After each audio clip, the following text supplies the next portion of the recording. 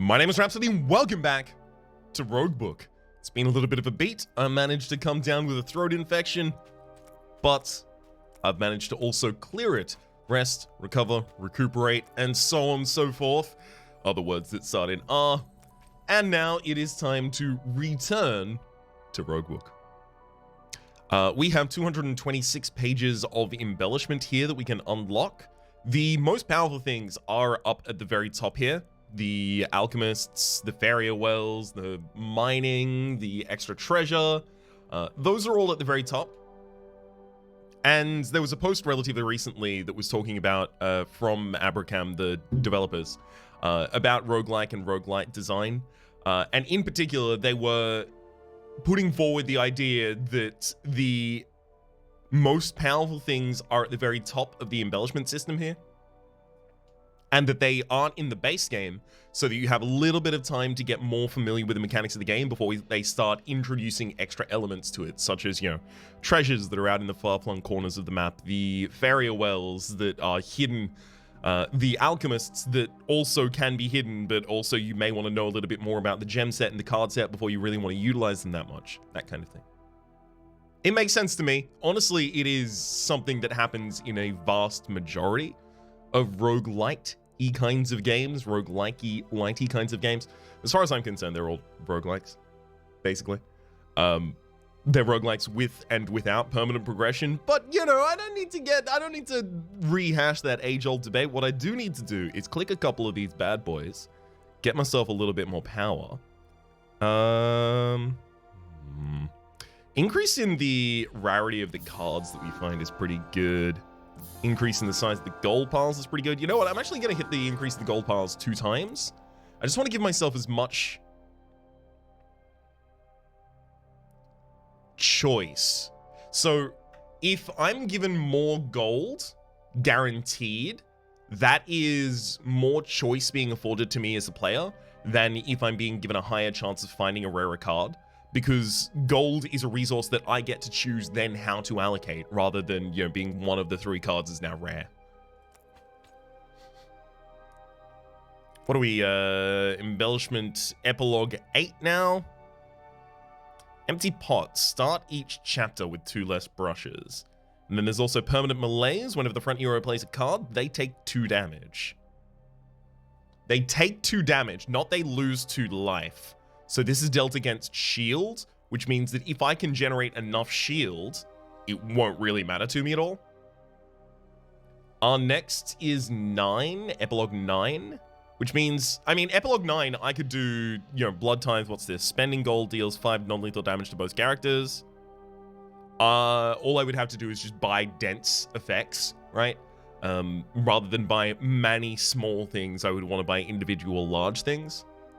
Rising Fervor, I have no clue, but 1,000 Eyes. Possibly we could go 4, 4, and then 1 in order to try and get our 9 unlock. And then in doing so, unlock Heavy Taxation as well as Legendary Bosses. So from then on, I'm just able to choose basically whatever makeup I want for the epilogue. I'm not mad at the idea of this. Starting each chapter with 2 less brushes is rough. It's definitely rough. But I feel like I might be more equipped to deal with it now. Having that we start with extra inks. Maybe offsetting a little bit of the cost of those. Ooh, that's the Branch of Tarim. Branch of Tarim's incredible. Royal Ink and a Crumbling Brulade. Now, I've just inserted an R into there. Gets slightly more effective. Until your deck is shuffled the first time, gain +2 power. And this card's attacks deal 3 damage, deal 5 damage to this hero when they play this card. They gain a power. Okay, we have a lot of support for a multi-strike kind of build here somewhere. Just having Shara have a ridiculous amount of power and just launch out attacks that deal 5 times, something like that. They got anything to drink? Coup de grace, retain combo. Attack twice for damage equal to the size of your draw pile. Rolling, Camouflage, and Smoke Bomb already stand out pretty hugely here. Each time heroes swap this turn, gain 4 block. Smoke Bomb, if it's played from the back, moves you to the front because it triggers the block, and then it moves you to the back again because it triggers the retreat. So you can double dip on the effect of rolling camouflage that way. Obviously, Shara and Sirocco both care about swapping. We can get the Tyrian shields on Sirocco as well. Man, bravery. This is all really good. It's just I want Fire Breath to begin with, so I have an AoE card. Never mind, I have an AoE card already in the base deck. That is Whirlwind. Got a parry, lunge, defend, strike. Okay, so we only swapped one of Shara's cards, and we swapped the defend for a parry. But that means we will have swapped 3 of Sirocco's cards. Yeah, we've got a flatten, we've got a whirlwind, and we've got a mountain fist in here. Okay, we're probably fine with our base deck for a while then. Let's have a look around the map a little bit. Branch of Tarim. At the start of each battle, shuffle 3. Gosh, why? Eventually, I'm just gonna have to turn off the voice assistant. I have definitely used the voice assistant, I want to say, every time it's been accidental. It's never been intentional. So I don't know why I even have the setting on. Okay. So we've got the Branch of Tarim over here. At the start of battle, shuffle 3 Gaia's Graces into your deck. Recall those are 0 cost, draw a card, gain 5 block, dissolve. That is what those cards are. They will help synergize with, well, I mean, anything that's happy for me to do more blocks. So Mountain Fist, gain 8 block, then attack the leading enemy for damage equal to your block. So they are just free pumps for the damage of this, effectively. Obviously, they are dissolve cards. There's not that huge amount of dissolve synergy here because we don't have Aurora. We'll see. We'll see exactly how we can utilize those in the future. And then we got the Bloodstone over here. At the end of each battle, the equipped hero heals 5 life. 1, 2, 3, 4, 5. Ugh.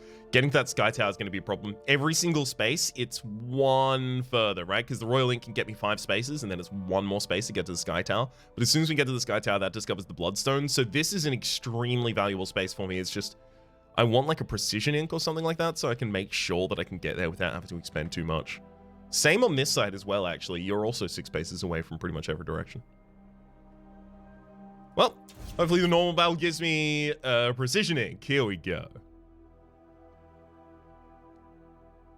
I'd happily take a Precision Ink. Come on. It's actually, by far, probably one of the best inks. Okay, Permanent Malaise. So this is a debuff we're going to have to be dealing with the entire time. Whenever the hero in this position plays a card, they take 3 damage. Okay. So how do I want to go about this? I think I'm going to... Sorry, 2 damage. I think I will take 2 damage this turn.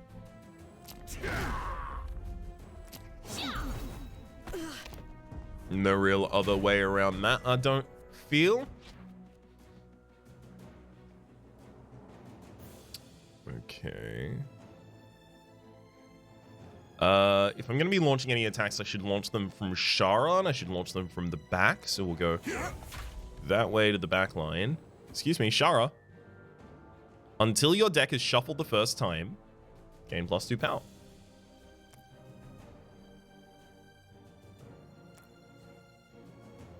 Shara? Shara, my deck hasn't been shuffled. My discard is huge. My deck has not yet been shuffled though, Shara. You had 5 power while you were in the front, and now I moved you to the back and now you have none? I don't understand. Are you not showing damage that you do have? No? No, you appear not to have the actual damage. Alright. So, being close to the new cycle apparently also counts. This one's not great. Not an exceedingly defensive turn from us. Let's get the Mountain Fist from behind. Try another hit. I mean, look, the Flatten will do it. Harry our way to the front line. Flatten our way to victory. I have to keep a closer eye on the Crumbling Blade and see what's happened there. Precision Ink, it's exactly what I asked for. All right, how can you be bad? We want to discover more spaces that aren't yet discovered whilst doing it. That's probably our best setup. No hidden farewell. We do find an elite battle at the absolute least. Not going to pop the Rune of Sight until I go to the other area yet. Unfortunately, the elite battle is actually locking off the Bloodstone right now. We'll go for another normal battle. Our equipment should still be up to suit for it. Oh, that's nice. Flatten guard.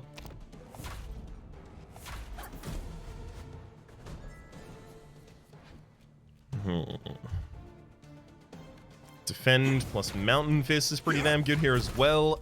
A build that has them swapping consistently is probably going to be one of the strongest builds that I can accomplish here, not only because we've already seen Rolling Stone or Rolling Camouflage, but... One sec. Parry there, and then throw him another Mountain Fist. But also because it means I will be able to much more commonly avoid the downside of permanent malaise, much more commonly block any possible actually triggering downside of permanent malaise, but also it means that if I'm already incentivized by permanent malaise to be swapping occasionally, I can go all in on that to try and become even more powerful. Should do quite well.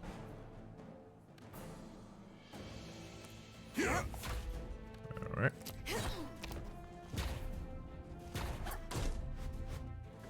This one's a little bit slow going, but their maximum damage turn is 14, as it currently is demonstrated on the screen.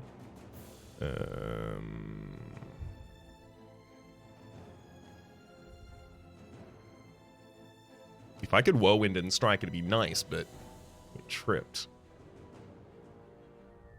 I think I'm just gonna have to take some damage here.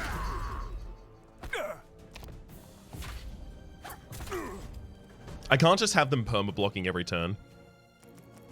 Becomes really problematic for us really quickly. Throw that bad boy out there. Heck, I'll even lunge, go to the front line. We don't take the hit because we launched that attack while we're in the back line. Permanent malaise is still triggered on us though. And that'll get him. Beauty. That was fun. So what kind of things are we going to need to pair with this? Ooh, explosive pigment. Nice. What kind of things are we going to need to pair with this?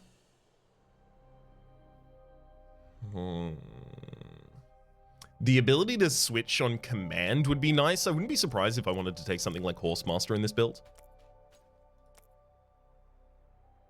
Tyrian Shield and Rolling Camouflage both each make a huge amount of sense. When this blocks, deal twice as much damage to the leading enemy instead. Not so keen on that one.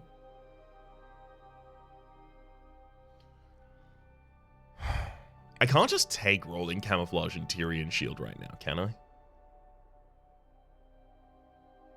I don't think I should. It's increasing the defensiveness of my deck, but my offense is still really garbage. So what I need is something that is going to be able to increase my damage potential through anything, frankly. Just anything that increases my damage potential would be nice. I actually think I'm going to use both my Precisionings here to get to this space and then blow up the Explosive Pigment. Gets me to 3 null battles and also gets me closer to the Branch of Tarim. 2 things that are pretty huge goals for me right now. Hidden Farewell, thank you. Extra energy matters a hell of a lot to us. 25. Or only 25 from me now being able to pick up the Smoke Bomb, Tyrian, the Rolling Camouflage, all 3. But I need to translate that into damage at some point. Screw the Rolling Camouflage, I need to discover the Rolling damage flash. That was never gonna work. I don't know how any part of my brain was like, okay, there's something here. I just got back. Consider these few episodes a gimme, you see, because I've just gotten back, and it's like riding a bike. In that, if it's your first time doing it in a very long time, you may remember how to do it, but you're still probably gonna screw up a little bit. You know, riding a bike. What? There can only be one aura. So if the enemy casts an aura, we don't have to worry about permanent malaise? It is impermanent malaise. That aura of weakness is overcharging it. Interesting. I haven't even been looking to see whether the Crumbling Blade has been doing diddly squish. Bugger. It's not the ideal hand, I don't think. I've had a think about it. I'm pretty sure that's not going to be grand. Oof.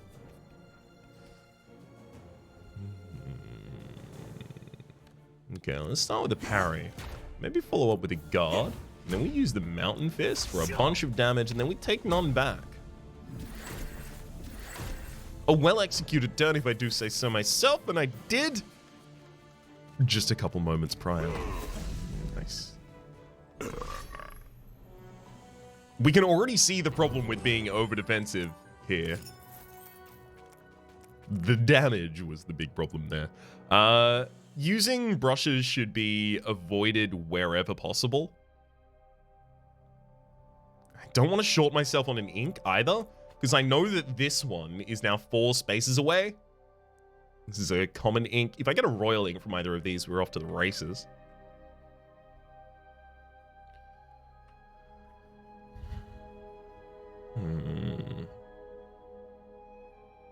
Just to repeat, while we are doing okay in fights, and we're certainly not doing incredible in fights right now, but we're doing okay, we will continue to survive. While we're doing it okay in fights, I'm trying to avoid the Vaults of Wisdom where possible, because if I find a certain gem, or a certain artifact, or a certain event, or a certain something, it can push my decision in one way over another. If I find an alchemist and then I re-roll in the alchemist and then I get a particularly powerful card, I may want to then build around that a little bit more, you know, that kind of thing. So I'd say, okay, do not worry, I'll make my way back to them. Let's take this normal battle. Royal Ink, please. This is a rough fight. Well, I mean, it was a rough fight until right about a couple of moments ago when we drew the Whirlwind. This is one of the reasons that I really, really like having some AoE in the deck by base.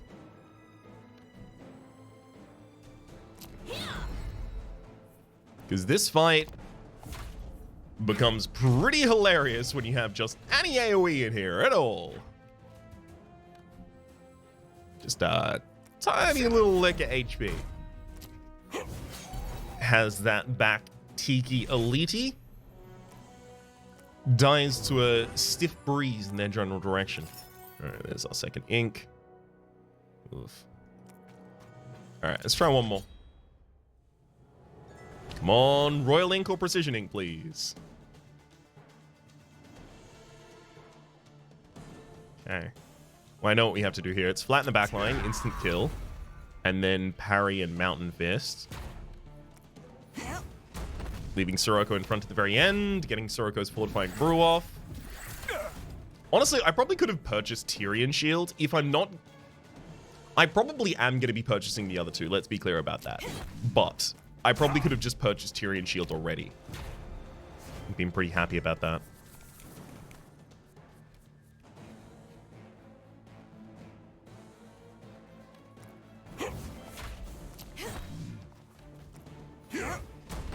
Yeah.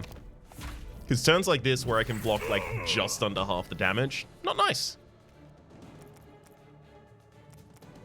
The only problem is without much more draw in the deck yet, we don't actually get hugely much better than that.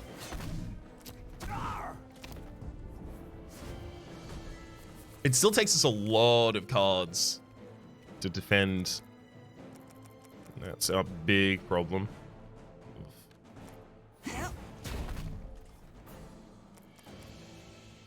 Could have sworn I had 4 energy. I was like, oh, I'll play that, and then I'm going to play the Mountain Fist. Don't know why I have 4 energy, but yay! I do not have 4 energy. Okay, these fights are now getting really hard. It's time to consider starting to use some of those Radiant Hearts. Imperial Ink, though. Okay, Imperial Ink, what direction are you leading us in? God, it's probably not Imperial Ink just yet.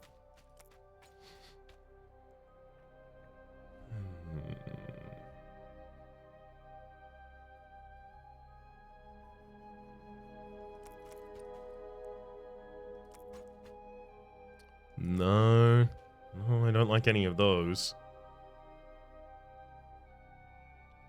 Yeah, Imperial Ink isn't doing super well right here. In pretty much any position that I can see, at least. I guess I could just use it for 4 spaces. Use it as a Royal Ink. That actually might be our least wastage right now. Second hidden fairy wealth, thank you. Extra 1 energy on our first 2 turns now. Now we can also hit our 3 runes of sight that we've seen. Let's take a look. I really wish it couldn't just reveal the smallest gold pile, because it's always in the far-flung areas and the tiny gold pile. And it's like, ugh, what are you even for, Rune of Sight?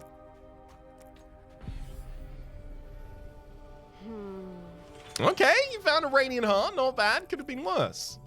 Probably. I'm certain. I haven't checked, but I'm almost certain that could have been worse.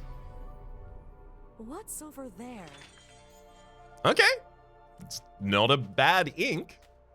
It's not incredible, but it's not awful. I do want to get to that Bloodstone, but I do not feel powerful enough for an elite fight just yet. Nice. Let's patch up. I think our next point of call needs to be that branch of Tarim. Unfortunately, have we taken on all of the battles we've already seen? Yeah, we have. There's just 1 normal battle down here. And that normal battle is almost certainly too many resources away for it to actually be effective for us to go to. Like 1, 2, 3. With the ink and then a brush there doesn't even get us down to you. Yeah. It's way too much investment to get to that normal battle. We've got 1 more brush, and then just these 2 inks available to us past this point. So we know we can access that Bloodstone without anything else. Okay. Man, I need to find damage. It's time to go to some Vaults of Wisdom. Before we do that, I'm going to get this Branch of Tarim first, though. How do we get the most spaces? That would be standing here and shooting across 3.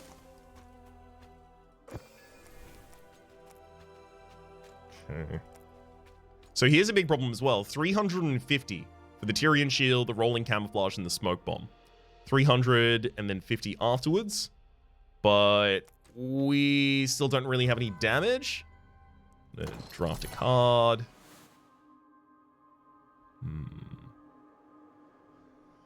Duel.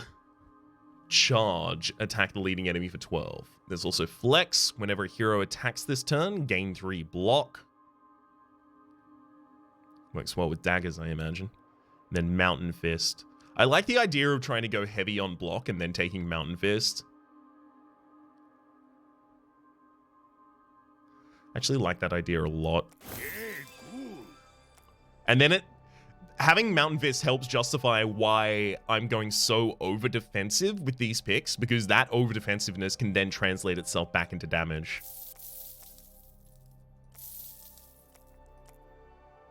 Unfortunately, we can't go to another Vault of Wisdom until we take on another enemy, so now we have to take on Elite.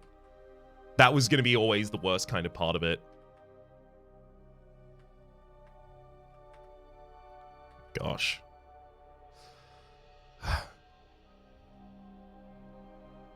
There's no way I just randomly explore a little bit, right?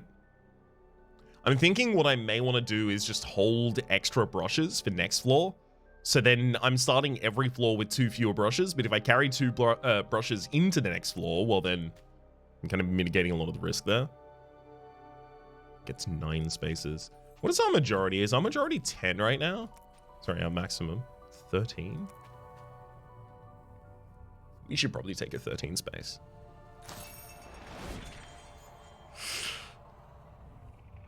Okay, that's when it gets hard.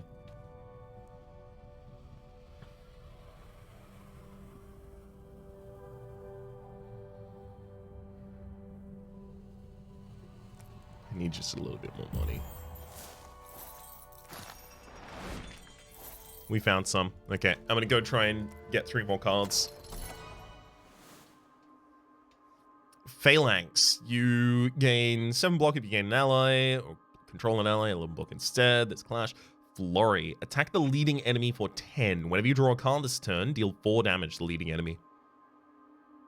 I have incentives to attempt to draw. Perfect. First power Soroko makes each turn, gets +5 power. Start each battle with 4 daggers. Did we take flex? No, I didn't take flex. Okay. That'd be good with flex. Charismatic. Allies cost 1 less. Okay, I'm not even going to choose just yet. Because Charismatic is ridiculously big, but so is Hidden Blades. Heck, so is Powered Fist. Where's Guy's Grace showing on the screen right now? Excuse me? Thank you. Oh, there's flex and 1,000 cuts.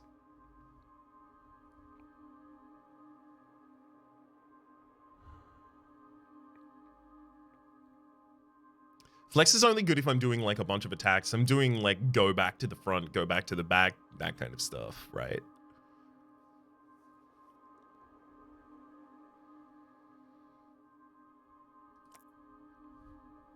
Thousand cards dealing as much damage as it possibly can, just being a very dense damage card seems kind of nice. Actually, I'm going to take that. Immediately give that the Suitable. 9 damage 3 times. Adrenaline Rush. So Quick Strike and Shaman. Shaman, if the last card you played this turn is in your discard pile, return it to your hand. So that could return Rolling Camouflage. It could return Smoke Bomb. Adrenaline Rush, ranged combo, gain in energy. The only thing is, how much draw are we really getting in this deck? Because if our hand is like Rolling Camouflage, Mountain Fist, Adrenaline Rush, and then Strike, like, I'm not actually jumping back and forth, and I'm not actually gaining enough block to really do any big effect, right? Like, I've got a bunch of combo pieces, but no real culmination of them. This actually may be a turn down here.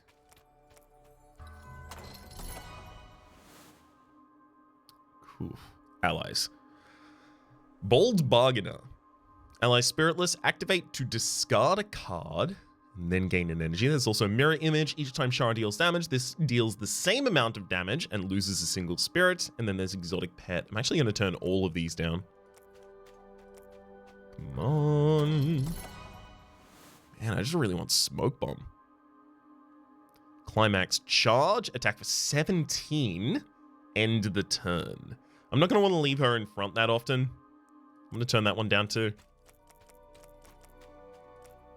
All right, so we've got some more hunting to do before we're actually going to have a final Vault of Wisdom trigger. But before then, we should still already be in a position to be able to take out this elite, I think.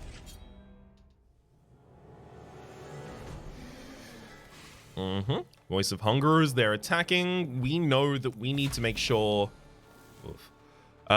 We need to make sure that we take down just one of the Tiki here. Any 2 hits will kill a Tiki. Or kill the healthiest one, I guess.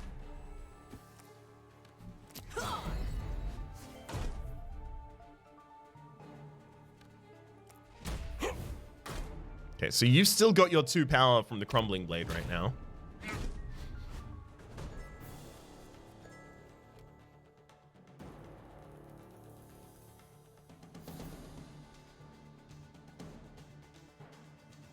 So 1,000 cuts is currently at 33. It's pretty good.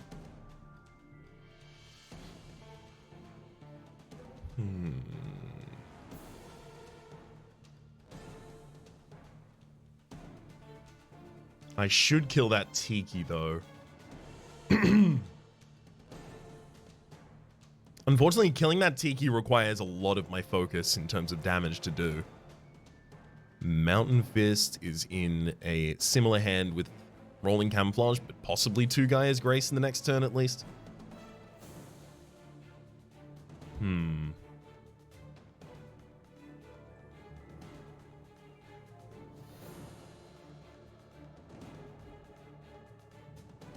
Maybe I just take the hit on this one.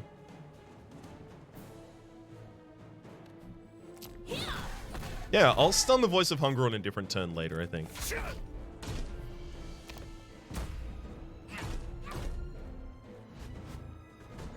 In fact, what they just did is replace my permanent malaise with an aura of weakness that is going to disappear. So, honestly, they just made it easier for us, frankly. Make sure Rolling Camouflage is in the next deck cycle. I draw 1 more card. We have 1 more card left in our draw pile. We draw 1 more card.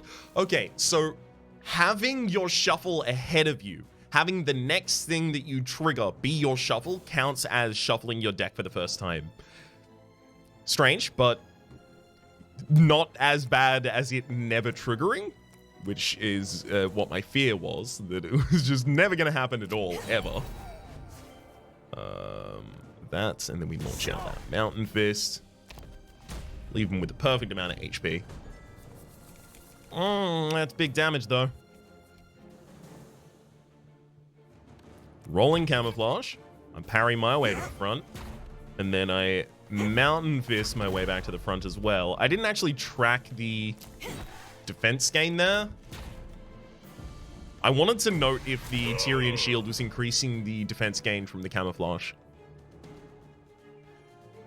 Ah, the permanent malaise is back now. Interesting. So it is just constantly sitting there, ready to strike.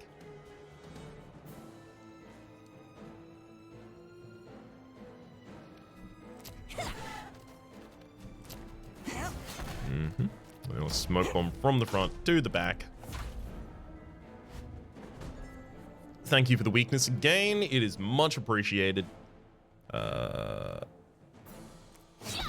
That'll do it. What did we lose? Like 7 HP? 6? Ooh. A relic, you say? Mecha Magnet. At the end of each turn, retain a random card. Honestly, pretty good for a kind of combo style deck such as ours. This is what I came here for. Okay. These are the 2 brushes I'm going to hold going into the next floor, by the by. Bravery is important here. It's a block that we can play from the back that is going to move us. So it's a swapsies. Also gives us courage. That Magda's fan also would have been really nice. I think I'm holding off on what I even choose my talent here until I get to the next floor. Because if I get to the next floor and I start to see like a lot of dagger synergy, then suddenly it's a lot easier to go that way. Actually, by the by, Avatar of the Mist takes bonus damage from cards that dissolve and dissolves the hero's deck over the course of the battle. That old chestnut there, the old Avatar of Mist right there, does take more damage to daggers. However, the daggers dealing, triple damage or whatever it is, when the daggers themselves deal 2 damage by base, is not huge. We do have 5 power if we're going to be standing out the front, so it'll be, 7 by base, up to 21 damage per dagger, which is fine, but also not really super relevant to us until we get to the Avatar of Mist. And allies costing 1 less could matter. Like, here's an instance. If we see an ally and we also see the gem that says, when you draw this, shuffle 2 more copies into your deck, because then I may just want to play a bunch of the same ally, because it's all free. Or maybe I end up generating so much energy that allies costing 1 less doesn't matter. Got a lot of reasons to want to hold off. Feral Kadama can... Wait. Oh, I was about to say, can you be the boss on the first floor? It can't be the boss on the first floor. Because this isn't it being a boss. This is just it being an enemy. Oops. It's good damage. Unfortunately, now we have permanent vulnerability on Sirocco, but we are just going to have to deal.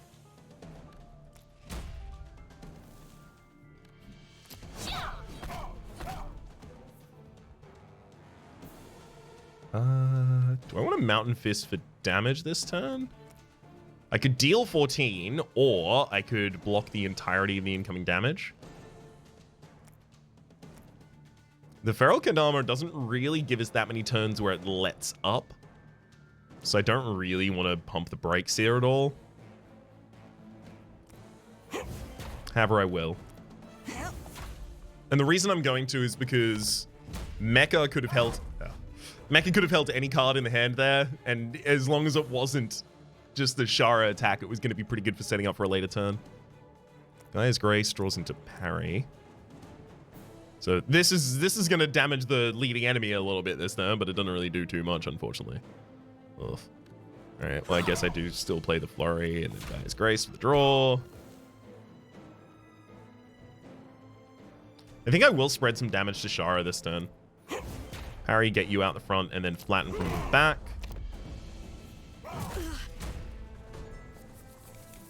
(24). This is a permanent vulnerability as well.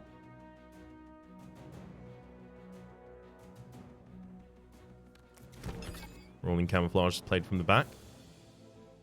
Use Whirlwind, then Smoke Bomb.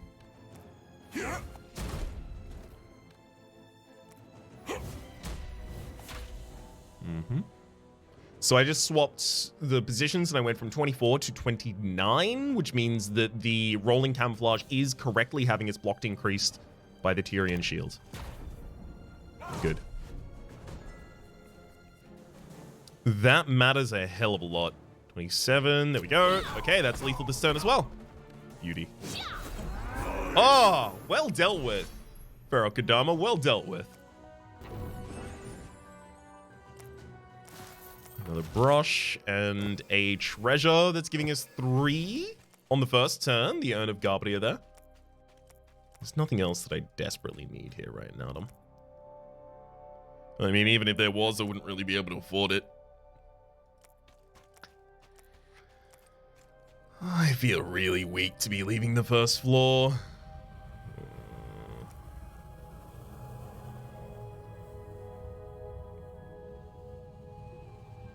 5 damage to this hero.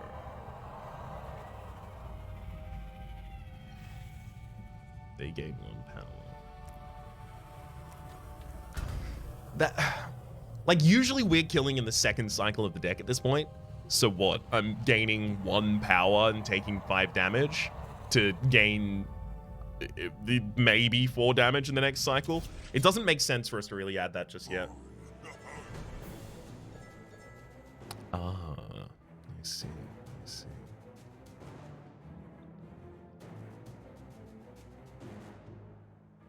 I mean, I'm standing in the front line currently.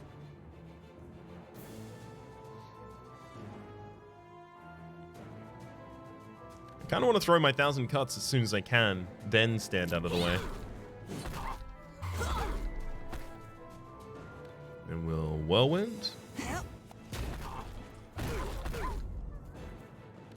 Mountain Fist.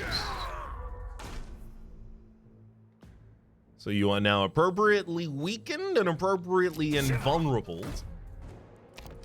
That was a really, really good opening hand. It also guarantees we get to keep this Mountain Fist in hand with the random retain of Mecha Magnet, which matters. Look at this. My god, does it matter.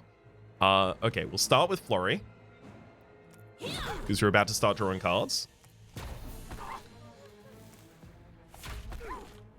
Okay, and then I'll parry your way to the front. And then you can guard your way to the front.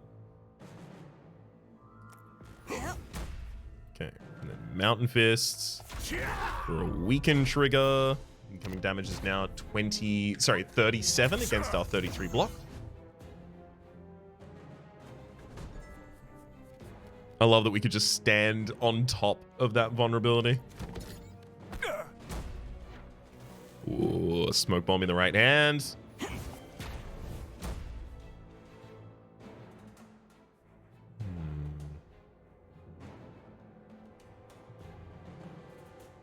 I think I will leave Shara in front here. Let's have you set up for vulnerability on a later turn. Basically, you've got vulnerability on lock as soon as Sirocco gets the whirlwind.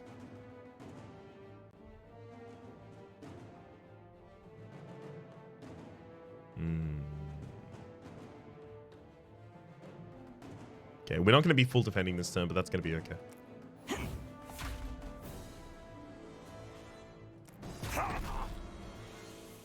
That just happens sometimes.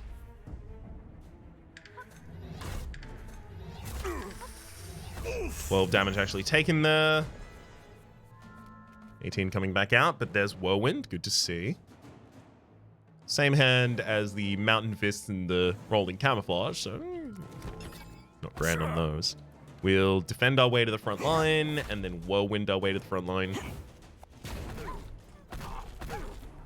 Unfortunately, triggering vulnerability on a turn where we don't really get to take too much advantage of it, but with the enemy only on 50 HP remaining, rather, doesn't seem like there's a huge amount of risk.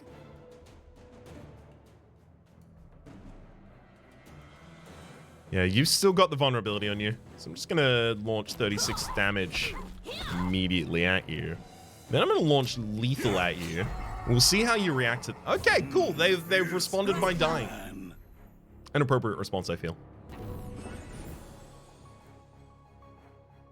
Take a little bit of gold, another brush for ourselves, stack of pages, a vial of rejuvenation, getting us all the way back up. So any hit that I took on that floor didn't matter. We got here, we took the vial of rejuvenation, we're all good. Treasure or card pick? Let's look at the treasure first, I think. Each ally gains a spirit. Not really seeing that many allies. While the leading hero attacks and is leading... Sorry, while the equipped hero is leading, their attacks inflict a bleed. Mask of Chaos. Whenever an enemy is destroyed, gain an energy and draw a card. That is going to make it a lot easier for us to kind of like combo on a turn. Imagine, you know, a Mountain Fist is large enough to kill the frontline leading enemy. What do I need past that point? I need more cards in hand to continue the combo, and I need more energy to continue the combo. That's what Mask of Chaos do. The others are only theoretically useful for us right now. Windstorm Charger. That's annoying. Whenever heroes swap, deal damage to all enemies equal to this ally's spirit. That is one that I do want here. There's also the Gem of Breaking. This card's hits remove all enemy block. The Riposte also gives us daggers. During the enemy's next turn, each time an attack is fully blocked, add a dagger to your hand.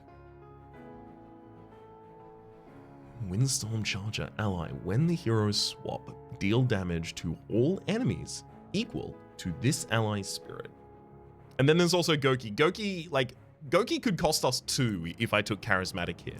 And then if we activate Goki on the turn that we play them, we just get the energy back. And then we've just got a, you know, gain to energy at some point in the future trigger. But also that's like really, really low value Goki right there.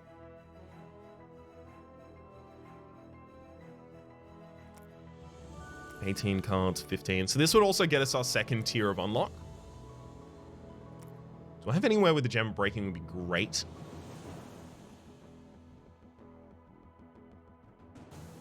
Not really. Fine. Fine. We'll actually take the cards. I'm not going to be able to choose any of those until I choose the first. So that's okay. We will choose the first as quickly as we possibly can here. We get the Imperial Ink. And we're going to check out what's going on with Nodum. Although our relics on this map are actually really, really good already. So we've got the Vault Key. See an extra card when drafting from a Vault of Wisdom, which is going to matter. I'm taking Charismatic here. Stone Skins. Sirocco has +1 max life for each card in your deck. Courageous. Shara starts each battle with 3 courage. That's so good. The first 3 turns, we just get an extra energy. That is like 3 Fairy Wells. Stoicism. At the start of each turn, gain 5 block. The effect ends once you shuffle your deck. We know the shuffle happens a little earlier than we may have otherwise expected, which slightly decreases the value of this. I mean, it's probably Courageous. It's almost certainly Courageous, though. to the point that I feel okay locking it in. Vault Key. When seeing drafting from a Vault of Wisdom, see an extra card, that's going to be super useful because now we have the ability to try and synergize with the kinds of things that we already have some access to. Obviously, swap tech with the Windstorm Charger, with the Smoke Bomb, with the Rolling Camouflage, anything with block tech with the Mountain Fists, anything that is ally tech to synergize with, obviously, the... Where are you? The Windstorm Charger and Goki that we've now got. Got a lot of directions to go with that. It's good. It's the other one that really matters, though. Krog's Crown. The first time the equipped hero plays a card that costs 2 or more each turn, draw 2 cards. What are we looking for? Card draw. Where do we want it? Here. In Krog's Crown. 4 spaces in opposite directions is also pretty good, but when are we really going to use that? I want to get to Krog's Crown as quickly as possible. All right, Nodum, what do you got for us?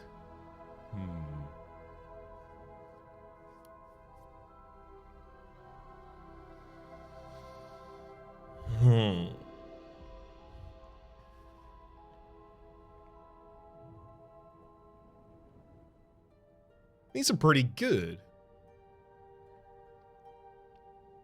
I think. All right, Concentrate to begin with. Dissolve a card to gain 2 energy. Love it. Huge fan. Kickflip. I mean, look, it's a way to retreat from the front and deal some damage. Lightning Draw, also fine. We're not really the kind of deck that can run those super well. Fire Oil, Phalanx, Volley. Attack a random enemy for 1. Attack again for each power Sirocco has. I like the idea of trying to get Sirocco a bunch of power and then using a Volley, but this isn't that run. Kobold Fetish, we would have to trigger it 20 times for it to pay for itself, so we probably don't really want that. Lava Shield, makes a lot of sense. Yeah, I could totally take that. Gabrian Compass, Runes of Sight always reveal a gemstone if there are any unrevealed ones left in the chapter. But the real power is down here in the Archer's Emerald and the Snipe Stone, both of them allowing us to save an energy on something we would otherwise cast from range, and, you know, honestly, both of those are probably just going to be things for Shara's defensive cards. Things like Smoke Bomb. I'd love to see an Alchemist on this floor. In early with the Alchemist call, please. So a space here, using the Imperial Link, 4 spaces in both directions, puts me 1 space from this Sky Tower and 2 spaces from this Sky Tower. Might be one of the best openings we can have. At least with the Imperial Link. If we get Precision Ink, then we can actually access exactly both of the others past that point. It'd be lovely.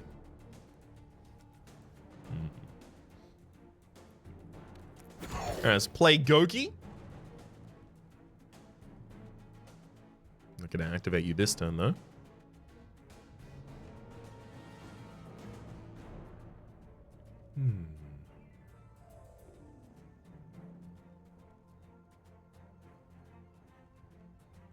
How do we do this best?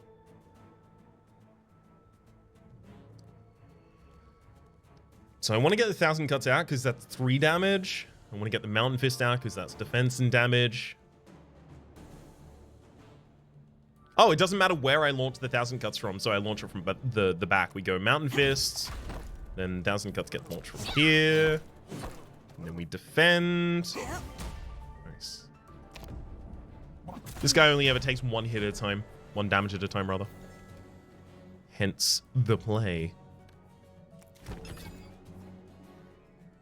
Smoke Bomb my way to the back. And then I guess Riposte the way to the front. Ugh.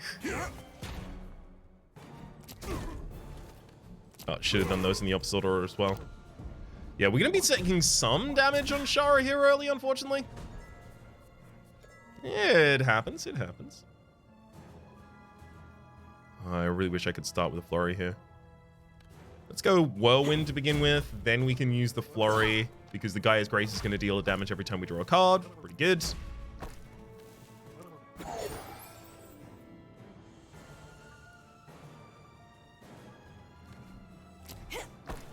Ugh. At least we still managed to full defend that turn.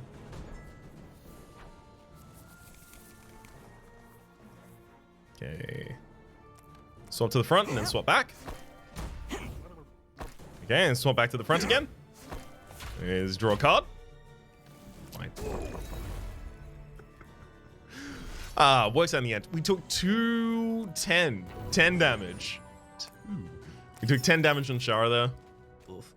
Oh my god, we're actually just a 5 up in this direction to get immediately up towards the vault key. God, that matters. That matters so much. We're just gonna start doing that. The surroundings suddenly shift, and the heroes find themselves face to face with a gigantic beast. It sits back comfortably on its haunches, watching them silently. That mask. How can it see them with no eyes? So we've fought here before, and we got the Apex. That was the Eye of the Apex. This hero gains +1 power permanently dissolve. We are being offered a card that would cast as many times as we have triggers of power here on this floor.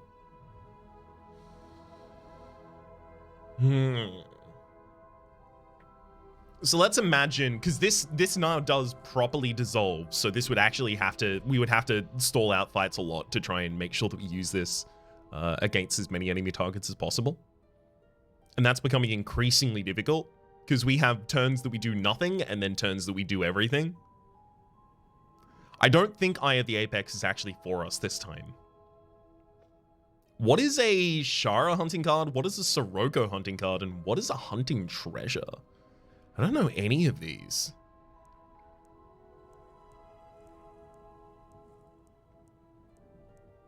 I'm kind of keen to take one.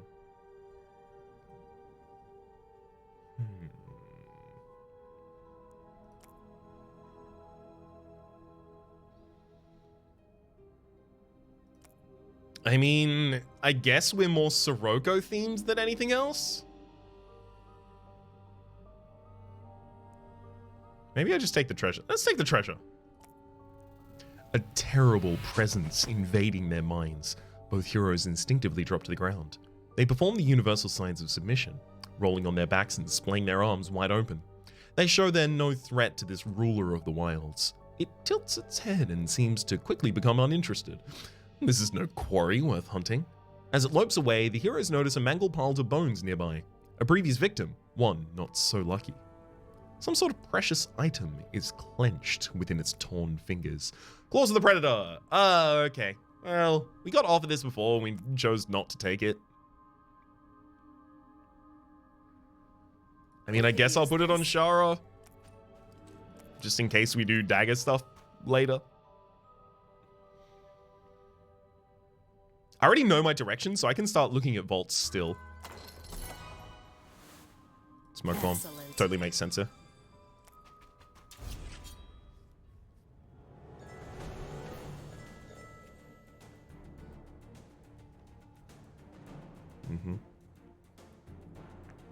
Good opening turn, this. Strike you before I move Whirlwind to the front. Swapping in this battle is going to be so useful. The charger deals damage to both enemies anytime we swap, equal to its own spirit, and these enemies, whenever they take damage, lose 2 power for the turn, so they're just not really going to have the ability to do much at all here. Because I don't have that many hands where I can't swap or deal damage. Okay, you'll riposte to the front line, good swap. Get a couple guys' graces out there, and then guard our way to the front line. Good swap. Defend our way back to the front line. Good swap. You can see what I mean right now. The Mountain Fist our way back to the front line for a kill. All right, there you go. 21 damage against all of my defense. I only could defend another attack exactly like that again. Yeah, we're doing okay. All right, I'm going to parry my way back to the front line and then just launch out a giant 1,000 cuts.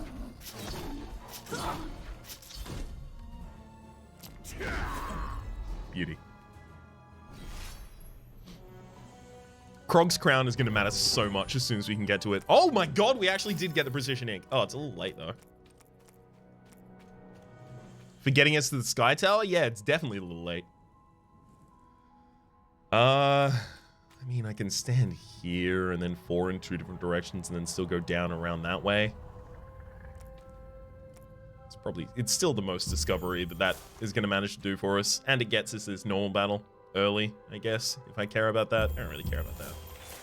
Ooh, another Imperial Ink, which I'm finding it really hard to use. Ooh, nice. Let's definitely take the retained ranged one there.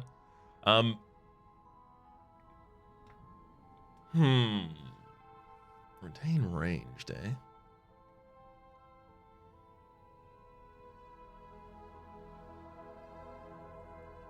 I really want to pop those in the smoke bombs. There's another one in the store as well. Getting down from here to the Krog's Crown is going to be hard. I may actually just use this Imperial Ink to get to the Krog's Crown right now.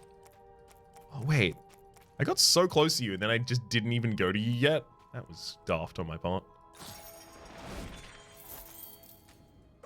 We found a smoke bomb, so it's not like I was going to be sad, but a little daft. A little daft on my part.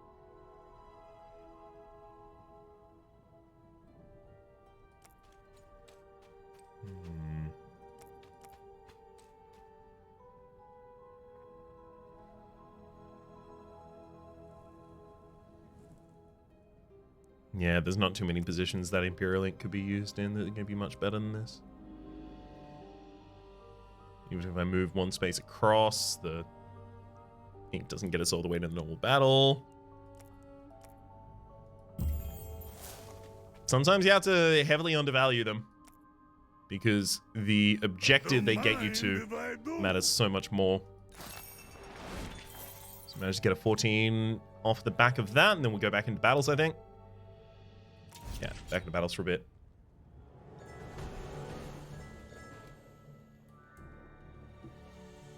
Hell of an opening hand, my god. Alright, rolling camouflage, Windstone Charger. It's Goki from the backline for the 2-draw.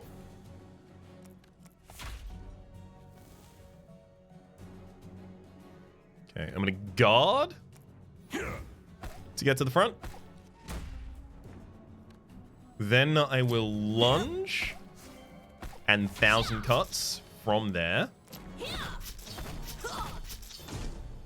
Whirlwind my way back to the front again. The reason I'm over-targeting the backliner here is because the frontliner is going to take the damage from all of our Mountain Fists already.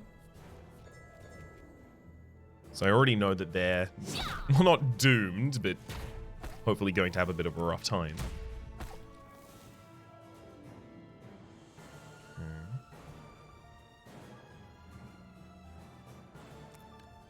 Let's smoke bomb from here. Good.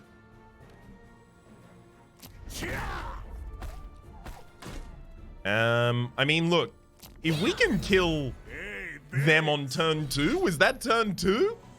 That was a pretty perfect opening for us, to be fair, but my god, was that ever effective as well. Okay. Where will this be most impactful?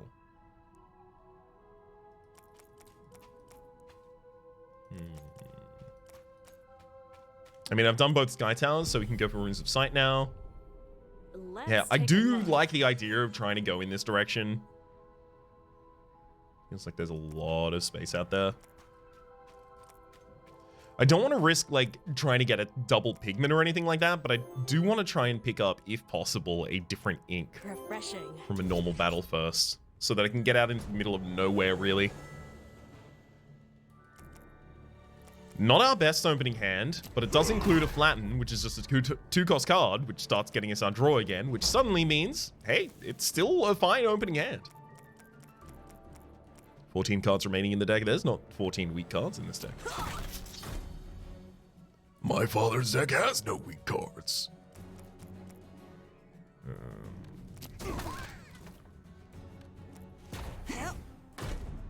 Yeah, that'll do it. I'm also going to defend and then guard to guarantee that Smoke Bomb is the card that gets held by the Mecha Magnet here, as it will count as a double swap for us. Let's roll a Camouflage. Throw a Flurry first too, because I am about to draw a card. And hopefully that card leads to more cards. Which indeed it does here.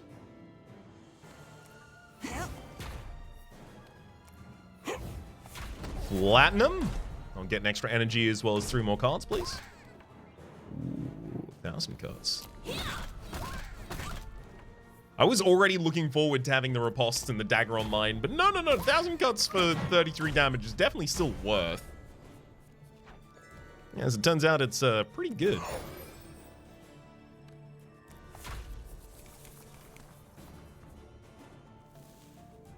Speaking of pretty good, let's play Goki. And then immediately activate Goki. Because I believe we're probably going for lethal this turn.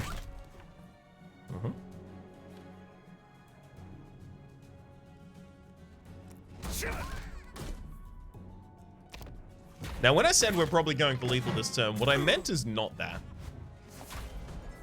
I just did mean exactly the opposite. And that's okay.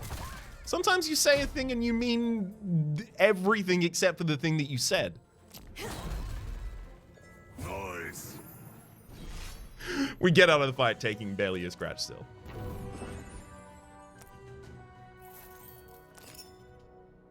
Four in a straight line is a pretty good setup for this.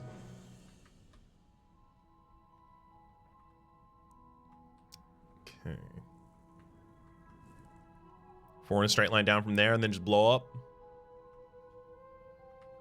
I do want to kind of include this. 4 across, blow up here. No. There's too much dead space over here if I do that.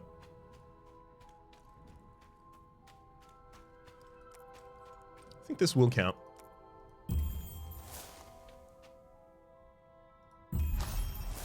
Okay, we got a Farewell. We also got ourselves an Alchemist. I feel pretty good with our So much explorations energy. results. Okay.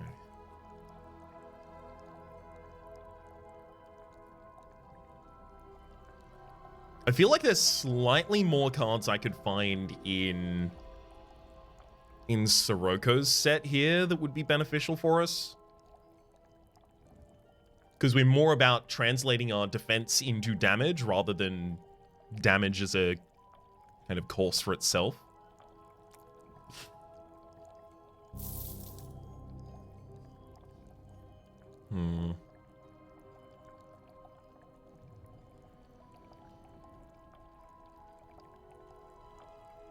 Not really what I wanted here. Pump up the headbangs. Not really. I mean, I guess I can just take a Whirlwind that has a little bit more block attached to it. That's not bad. Gets us a little bit more AoE, which we're also really lacking a little bit still.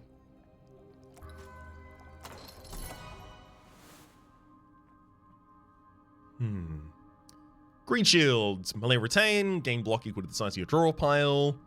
There's a War Cry in there for a little bit more power. Dagger Cage. Gain 2 block plus 2 additional block for each dagger in your hand. We're not really going to be doing dagger stuff, I don't think. I'll take Green Shields. Seems good, man. I always figured I was probably going to end up with a single copy of that in the deck. I just didn't think I was going to have to prioritize it, you know? We've seen it offered a couple times before, and every single time I've just been like, yeah, it's fine. We'll end up with that. Ogre Cookie. I don't think you make your way in here, though. Hard pass. Hard pass across the board on those. Let's try this Vault of Wisdom as well, I think.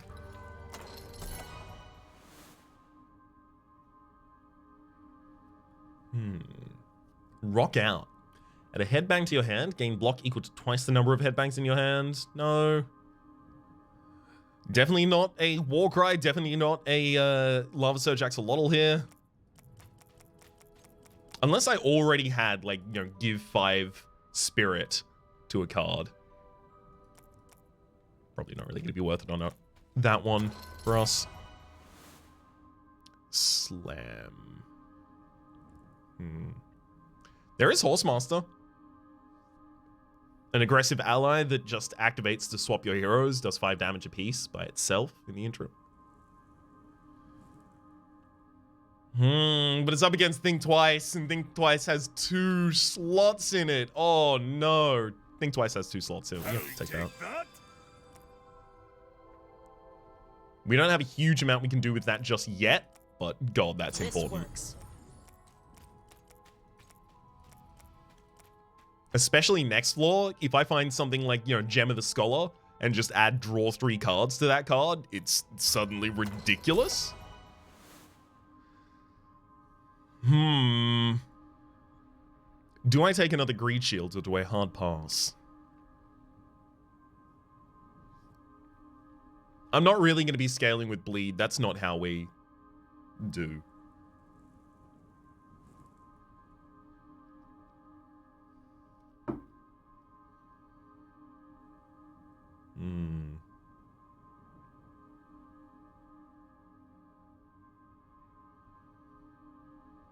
I can't make the deck that thick, though. I think I can take another one at least, though. Whenever Shara adds a dagger to your hand, add twice as many. God, I would like that in the Hidden Blaze as well. Insatiable, all future cards have 2 gem sockets. Most of them do at the moment. Whenever you use a brush, reveal 2 extra adjacent tiles at random. Sure, let's go Wayfaring.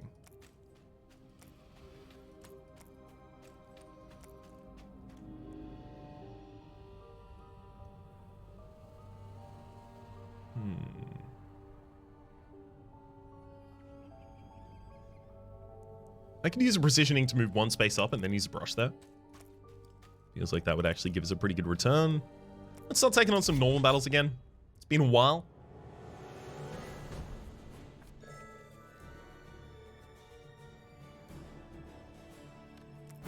Alright, Goki. Ooh, good draw, Goki.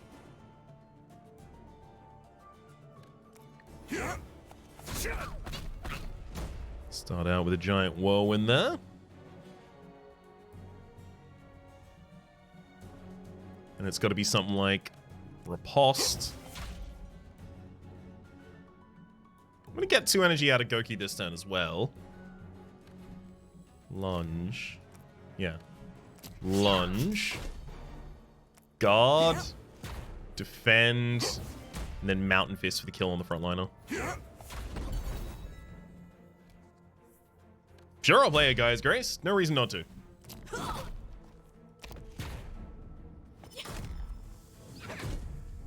The enemy's having a lot less they can do to us in debuffs. It's nice, as it turns out. It turns out that's pretty good. Have to use Rolling Camouflage at the start here.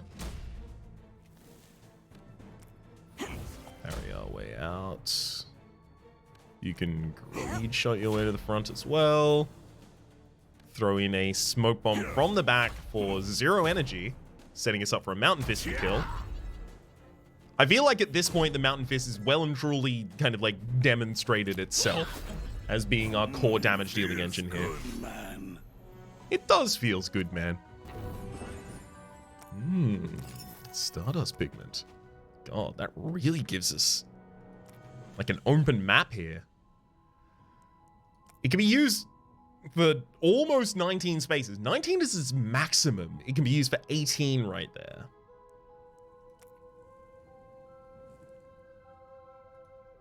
However, it's worth noting this is easier for us to access otherwise.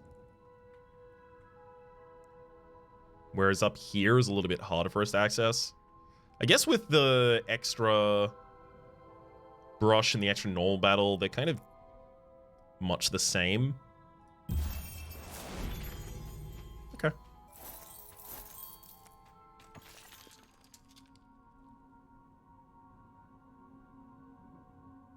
I don't think we're delaying fights on anyone's behalf. I'm taking another Archer's Emerald rather here, and popping that into the other Smoke Bomb. Very well. Things that I only ever really intend to cast from the back.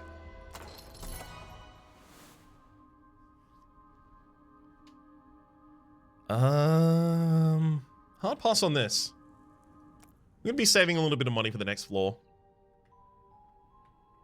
Probably not even going to be buying much from Nadam here. Take the ink. Maybe leave that one for the next floor too. I'll leave the Radiant Hearts to pick up at the end of the round as well.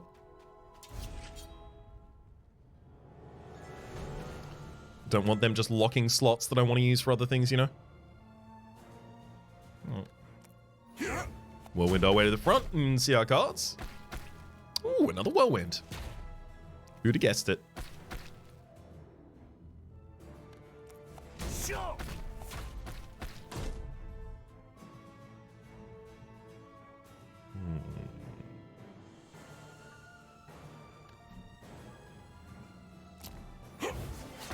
I can use these without saving the energy on them right now.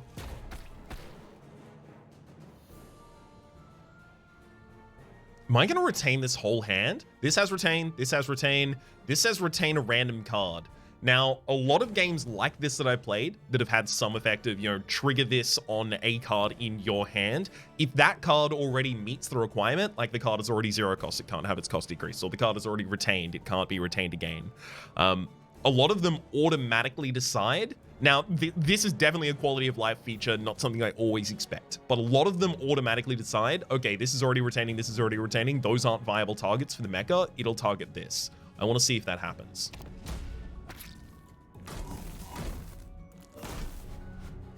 %33% chance that it is the case. Sorry, no, 66. Wait. 33% of the time it would have selected that. And that not be the case. So it's a 33% false positive possibility there.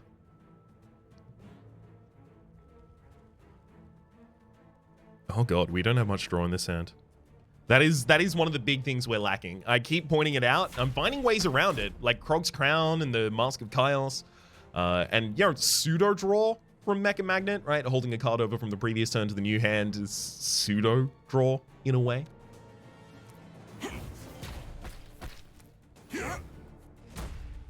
Ugh, we're really not getting good draw on this one. Okay, that's fine. Smoke Bomb. Aha, Smoke Bomb. Smoke Bomb again. Wish I had the ability to increase your power. We're doing so many swaps. You get such huge impact out of it. Okay, so the incoming is 35, so I can actually just still keep defending and attacking for a little bit here. There we go.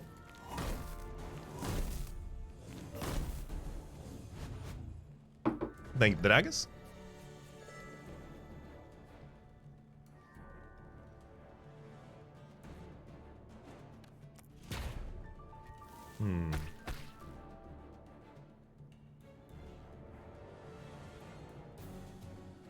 Okay, we're good.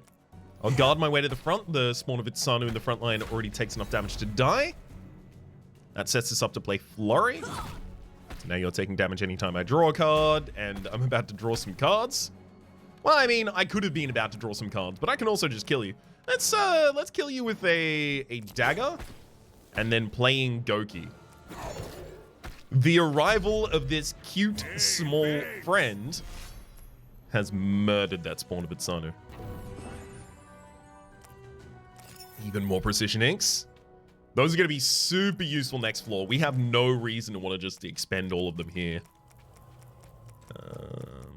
Yeah, I think we're back in the realm of take, you know, some extra stuff to the next floor with us. Actually no, but we get an ink at the start of the next floor, so we want to use inks here. Am I going to want to keep Radiant Hearts for the next floor? Because if not, I just pick one up, I use it, and then that's my open slot. I could use Radiant Hearts after the Elite fight. We'll see. We'll see.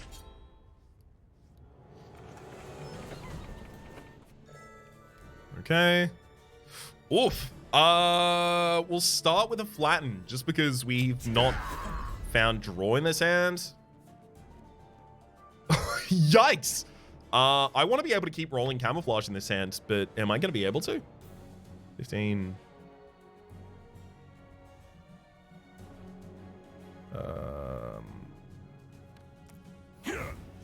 It's Mountain Fist and Flurry for the kill on you.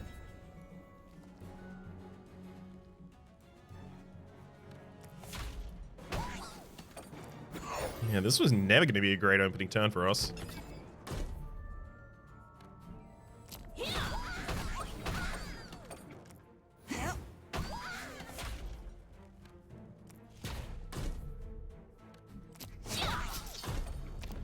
Alright. I got myself a dagger at least. And we've got through a lot of cards in the deck. Like, you're better set up now, but still, yikes. Okay, you woe into the front line.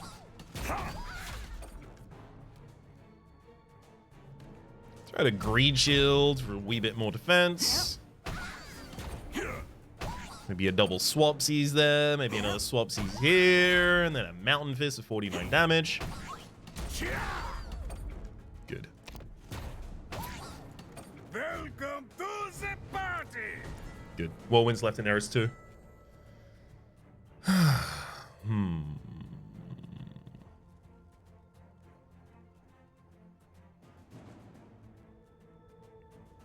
Smoke Bomb seems the appropriate starter here.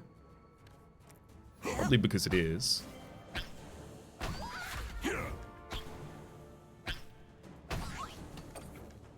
Okay. I should probably put Whirlwinds into the next cycle as well, so we'll play it next.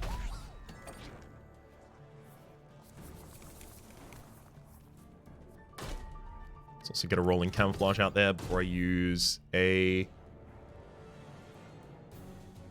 Lunge to kill the enemy frontliner. I do have to free up that space so that the Mountain Fist can hit the enemy. And by the enemy here, I'm talking about the Rakoan War Machine.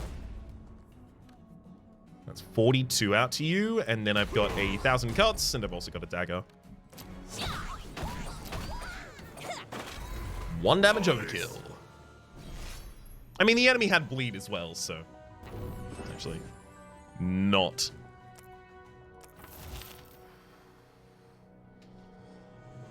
Yikes, y'all.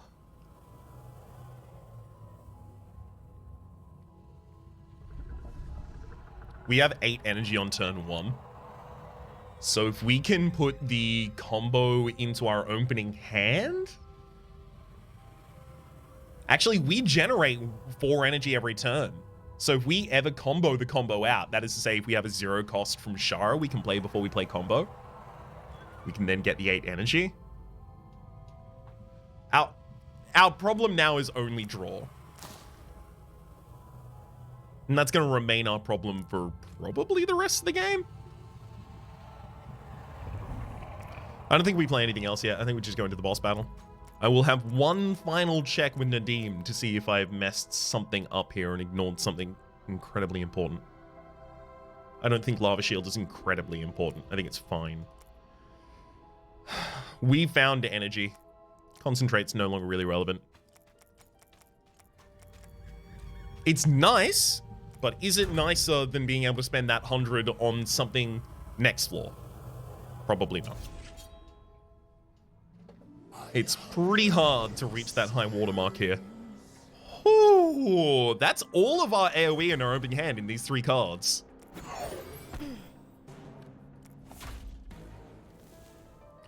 All right. Start with the big whirlwind.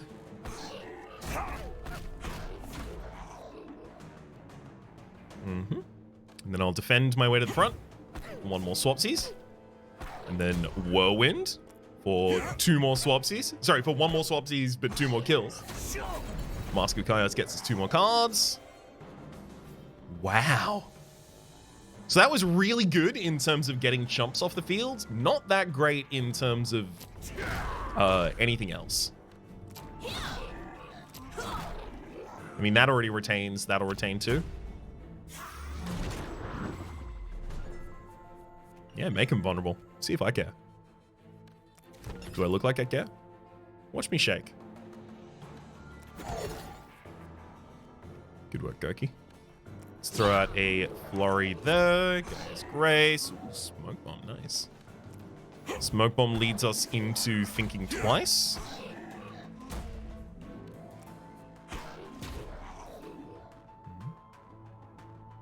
I'm definitely going to use Goki this turn too.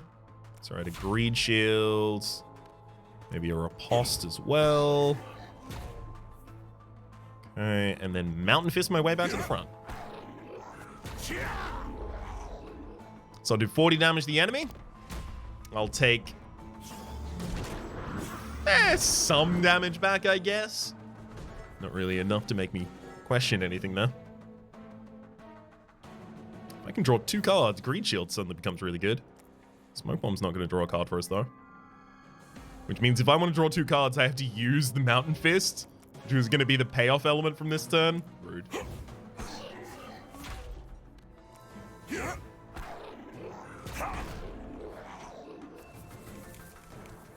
Hopefully I found another Mountain Fist here.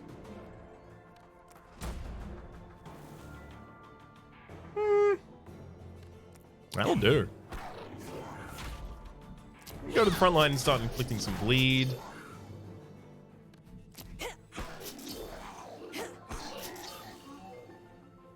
I think I should guard you back to the front also. Hold. Nice. We did get to keep the Smoke Bomb instead. Rolling Camouflage is going to like that keep for us.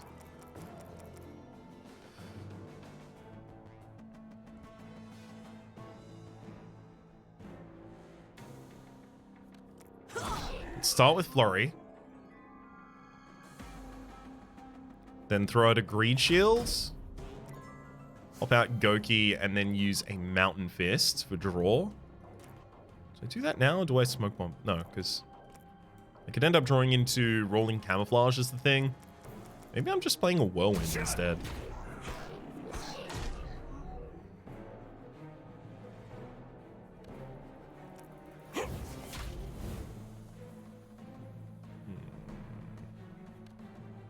Alright, Mountain Fist. Let's give him a big hit. If we're going to end on 35 against the enemy's incoming 35, I got to feel pretty good about that. Wow. Rolling Camouflage still left in the deck. Let's start out with Mountain Fist then. Okay, Rolling Camouflage into Smoke Bomb for the double swap. But the draw pile, okay. So I was wondering if, you know, being on the final card was then going to have us count the draw pile in its entirety because it counts as it being shuffled despite the fact that it's still in the discard pile. No.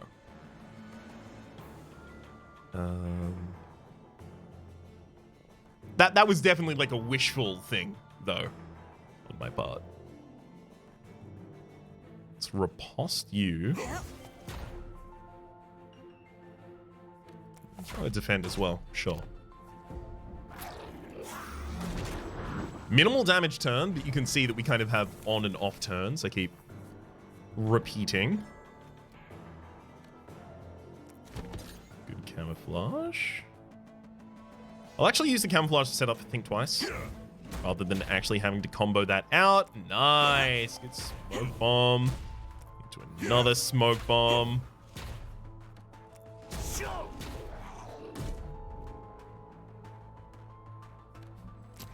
Another dagger, another riposte gets us back to the front line, get us even more daggers for the future.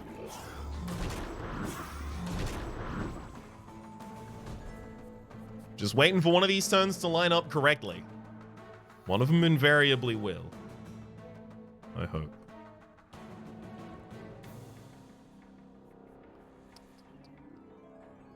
I think actually we're probably going to take some damage here. Dissolve just for clearing cards out of the deck might have still been an option. Maybe we'll think about that next time we see a resolve.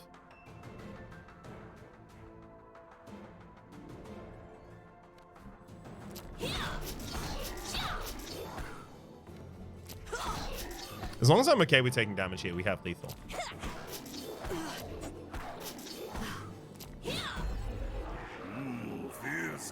And I should definitely be okay with taking damage, considering it doesn't matter at all. We're about to heal it all back up.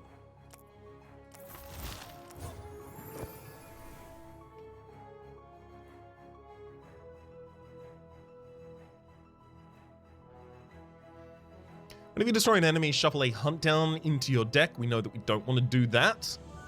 That also, I don't know if that now triggers on the same thing as Mask of Chaos. but it didn't previously. Mask of Chaos would trigger when you hit minion enemies. This wouldn't trigger when you hit minion enemies, despite not being a reap trigger. Medallion of Insight at the start of each battle, inflict critical hit on each enemy. I mean, that's okay. It's okay. It's pretty good.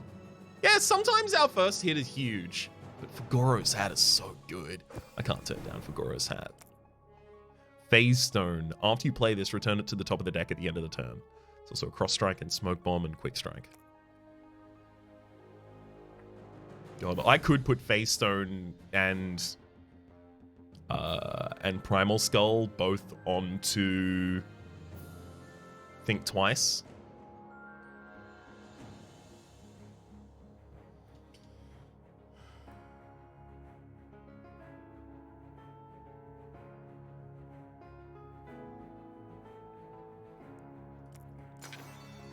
That's probably what we're going to do, but I'm not going to commit just yet. It's theoretically possible I do something else instead. Oh, okay, so we did get an ink that was already going to stack with inks that we already had. Dang. All right, Naldum, what do you got? Whenever a card gets you an energy, gain an energy. Yeah. This card's attacks hit all enemies. This ally gains 4 spirit. Pretty good. Inflict bleed equal to the damage dealt, also relatively good. As for our cards here, not so much. Kind of uninteresting. Column's Belt. After playing 15 cards in a battle, draw a card and gain an energy at the start of each turn.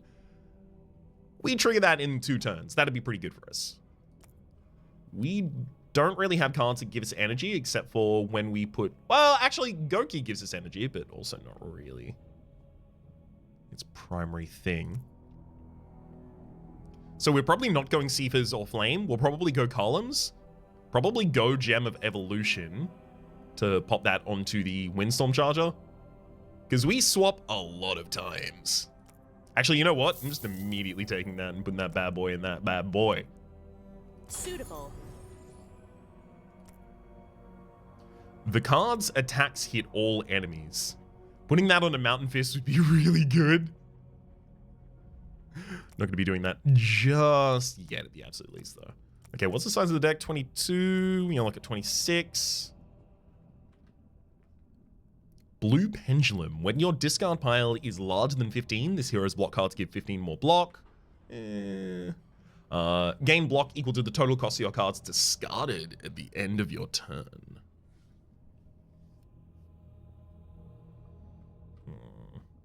There's also a Sky Tower up there. Where's our second Sky Tower? Oh, wait, excuse me? Oh my god, they're both on the same side. Okay, 4 spaces in opposite directions. Where can I stand for the most effectiveness out of that?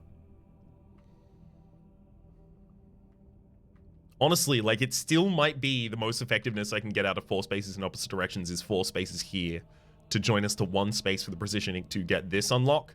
And then that would only need us to use 2 more Precision Inks in order to get up to this. Reveals all of the map for just an Imperial Ink and 2 Precisions. That's pretty good. Let's look at the Vault of Wisdom first. Fight or Flight. This appears to be Shara's hunting card. As you can see here, the Apex Predator is available in there. Ooh, Concentrate's available too. Nice. Fight or Flight. Gain 5 block. If Shara has Courage, attack the leading enemy for 15. Is that big? I don't think so. I think Concentrate's totally fine here. I think we've demonstrated that we can get a lot of cards in hand that we don't really know what to do with yet. Perfect. Yep.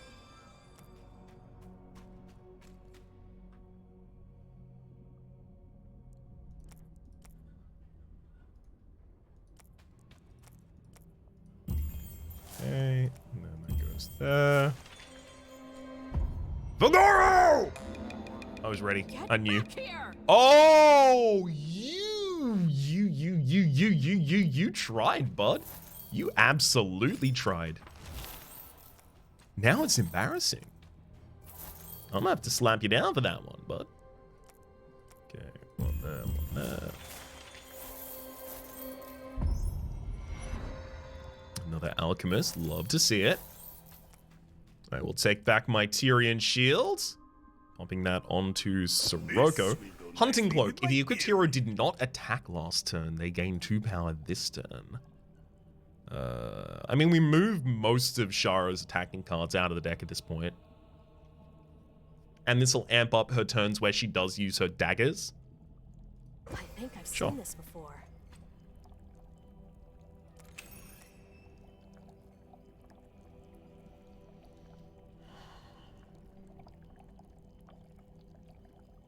Yeah, Shara has a lot of cards she wants to swap now.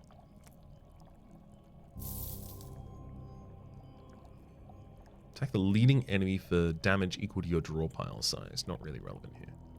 A parry that just blocks for 8 and is 0 is actually completely fine. Very well. I'll take that. Let's have a look at the Vault of Wisdom as well. Barrage. Attack all enemies for 15. If you played a card that costs 2 or more less, last turn rather, this costs 1 less. On the Whirlwind, a Triton Lyricist for some headbangs in hand. And then a Bold Bargainer. Discard a card, gain energy. Nope, hard pass on all of those. Thank you.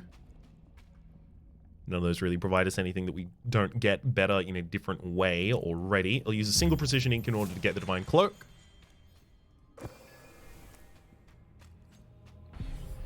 We can start popping Runes of Sight with Reckless Abandon now. Ooh, another great reason to go over in that direction. Dragon Spirit. Are you too late, or are you still fine? Blade Dance. Attack for 0. Whenever the hero swap, increase this card's damage by 3. I'm going to take that instead. Dragon Spirit is actually probably still good now. Even with just 1 elite. As long as I went immediately to the elite, which I think I'm actually kind of in a possible position where I could do.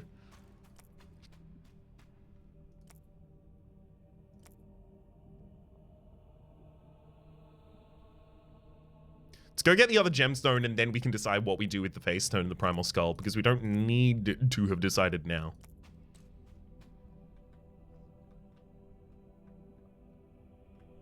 Maybe I should go do those 2 normal battles over the other side. Yeah. Yup, let's start with these. Hello, drummer.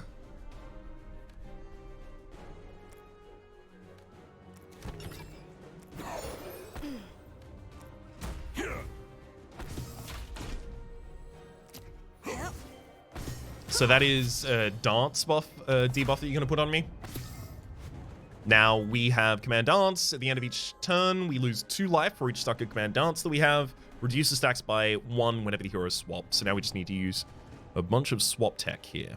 Which, surprise, surprise, I'm pretty happy to do that.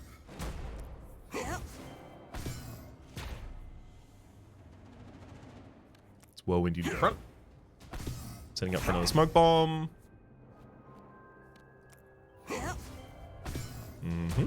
Which itself sets up for another Think Twice.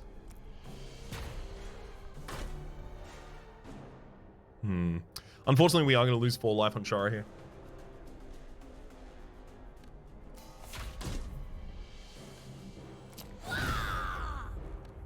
Yeah, I'm just going to concentrate that card out of hand as well.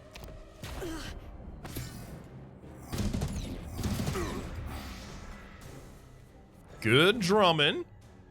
You've absolutely savaged me. Let's see if we can return the favor. I mean, 1,000 cuts is a heck of a savaging. But I do want to try and focus on making sure that I get rid of the Command Dance. Because that's non-negotiable damage right there.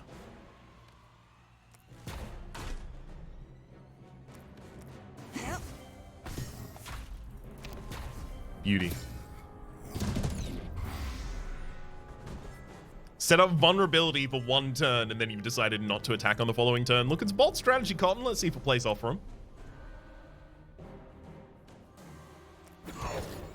Goki literally just card draw here for us. Immediately gain the energy back from having played it.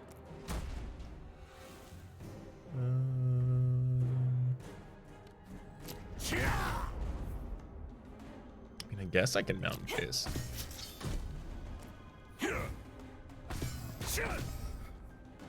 Oh, actually, that plus the smoke bomb, double swap, and then you take your bleed damage. It's not enough to kill you, but God, is it close. It's so close, in fact, that I could just end my turn immediately, but I'm not going to do that, just in case. Okay. Good lord, we're absolutely lousy with precision ink these days.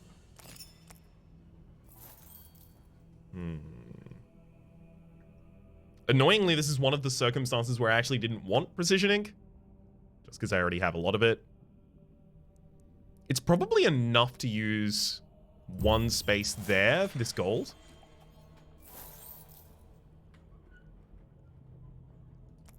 Probably down on the bottom side also. One of the good things about Fagoro's map is how easy it is to access extra gold. Sometimes it's even just there already, ripe for the taking. Yeah, like all of that's available to us now as well. There was a second battle out here. I haven't fought that yet. Sure, let's go do that. Just gonna clear out sides, I guess, here.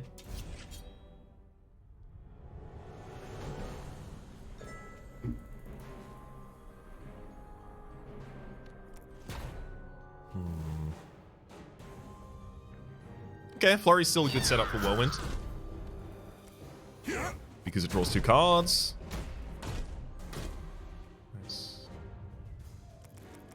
Flurry's not a huge amount of damage for us in this fight, or run, so far, to be fair. Alright, Greed Shields. This giant setup and then kill the frontliner, follow up with a flatten riposte, probably.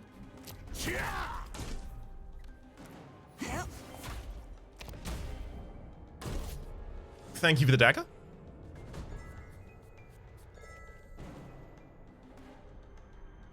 I'm glad that you're in the back line, because now using Greed Shield is actually going to be a 2-cost card played. So the Croc's Crown triggers, getting us the draw.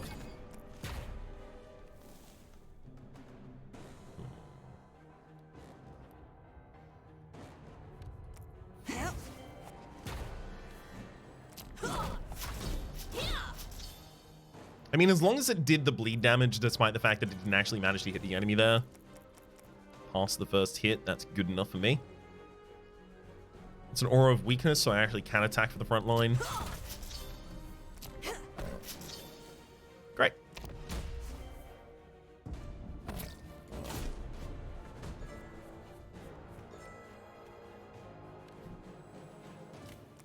In fact, most of our stuff will now get the kill.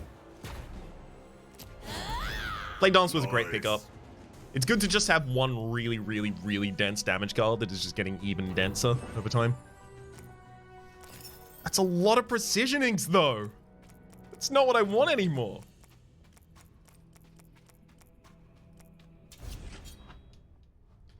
Alright, let's get the precision inks out of this battle. I mean, sorry, let's take this battle and hope it doesn't give us precision inks. Important for it not to. One Mountain Fist is just the draw to set up for the next one, I think.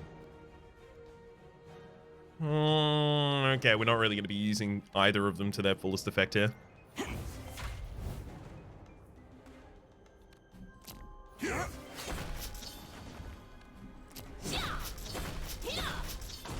Good hits. Guard our way back to the front line and throw a giant Mountain Fist.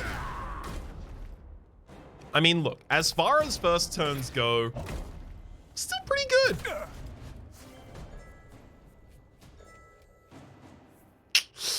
Needed that for swapping.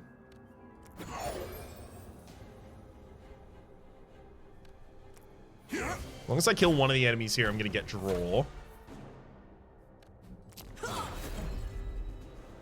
Okay, hopefully we draw some more defense.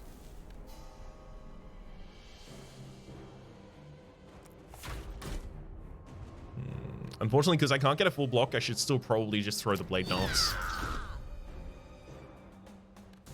You know what? Flurry 2.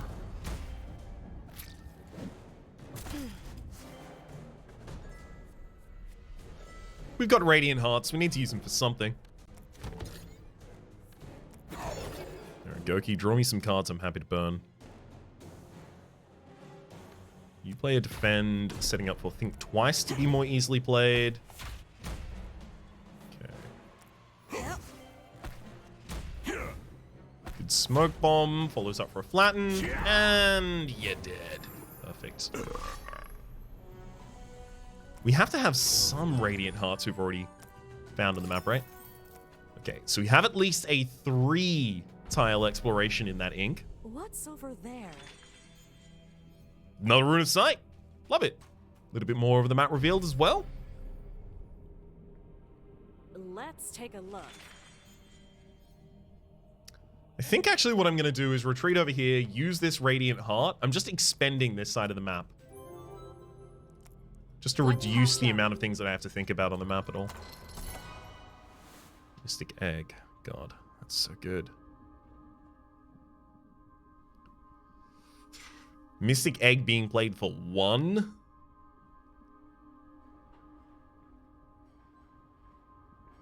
We're a combo deck. Setting up for a big combo turn is great. I really need to get to that other gemstone as soon as possible. A lot of my decisions are kind of like pending based on it. Another hidden fairy. Well, all right, 2 extra energy on her first couple turns as well. What do you got? That's another Windstorm Charger. Double your stack of daggers. That's not really gonna happen for us. We don't really make that many. I don't know if I want another Windstorm Charger. In fact, I don't think I do at all. Turning all of those down.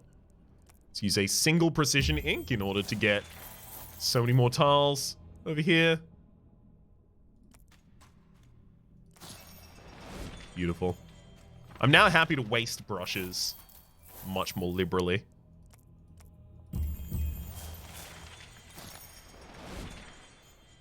Because this side of the map didn't even have a sky tower, so the exploration over here was always going to be a little hemmed in.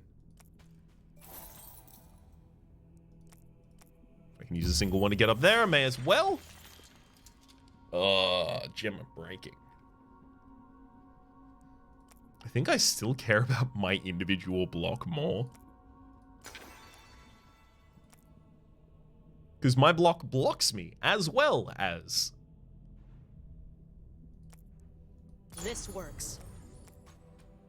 As well as benefiting us for that. I'll take the blue pendulum, heroes block cards, give 15 more block when the discard pile is larger than 15. God, honestly? Maybe Shara?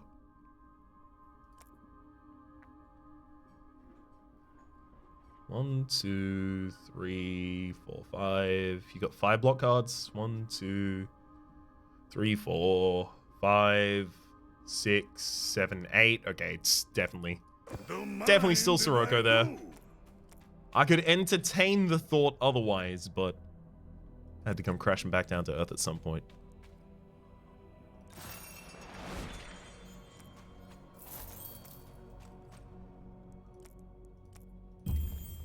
Ooh, just a random elite reveal. Love that. Love that.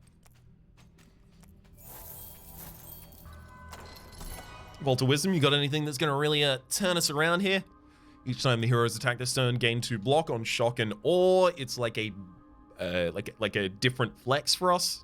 Don't really need that. Hammer time is a lot of damage. Let's check in with Nadim. Inflict bleed equal to the damage dealt, and this card's attacks hit all enemies. I think I just take both of those. And then I put them both on a Mountain Fist. Very well. Okay, bleed equal to damage dealt, hit all enemies. Suitable. And then we go to the... Where are you? Think twice. You go back to the top of the deck. Very You're well. also gonna cost 5 more, gives the extra energy. We are very much in cleanup duty at this point.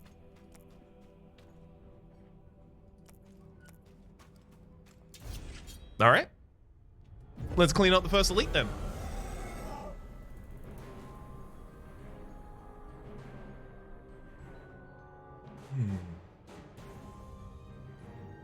Should probably greed shield from behind the draw this turn. Yeah. Holding camouflage into greed shields. Hopefully we get a mountain fist. Twice. Maybe that's draw.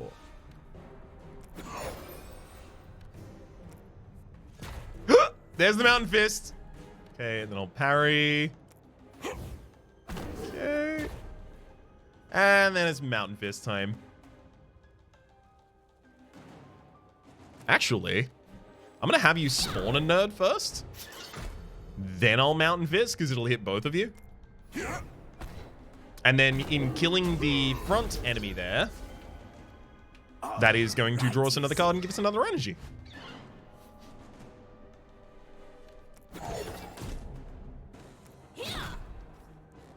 Didn't end up being ridiculously transformative there, but still. Oh, there's so many of them. There's both of the AoE cards. Okay, we play one strike from the back line, setting up for Think Twice to be in its combo state.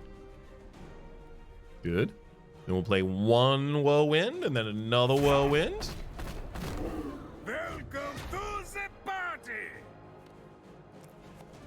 Sure. Murdering all those targets, drawing a bunch of cards, getting us closer to the mountain fist again. This is definitely a combo turn, so I'm gonna blow that egg up.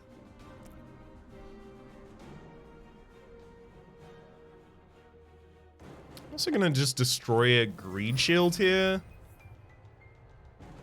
Seems probably pretty appropriate at this point. Good, good. Pull with the mountain fist, and you are definitely in. Hey, hey! Okay, the swap triggered damage from the Windstone Charger, which triggered you spawning something in the Molten Veins, and then the target in the front line took all the damage that I so carefully prepared there. Where'd they come from? Well, thankfully it didn't really matter at all. You know, because you just had all of the damage.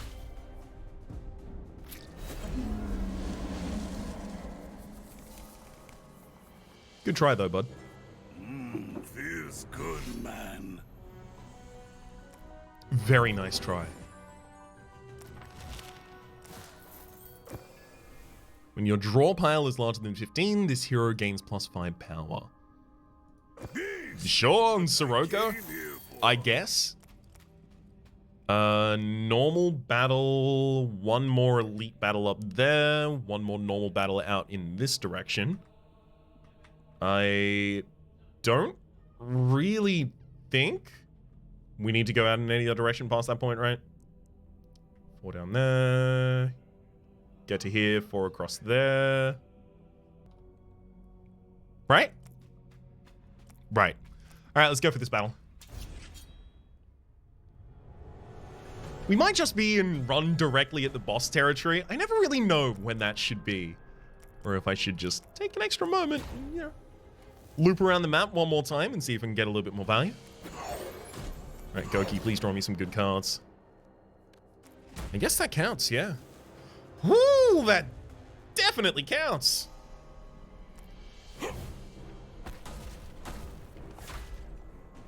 Smooth moves. Boss our way back to the front. Whirlwind our way back to the front again. And then Mountain Fist for 47 damage to each of you, setting up a bleed for 47 on each of you as well. Just gonna end that turn. Nice.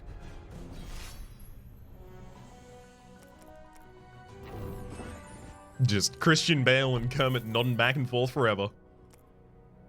Like, I totally could take that. I totally could also not, and it wouldn't really have mattered either way.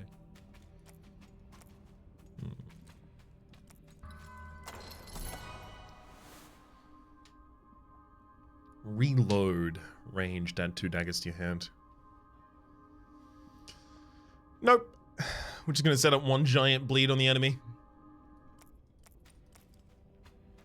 We are far past daggers as a plan. Same to you.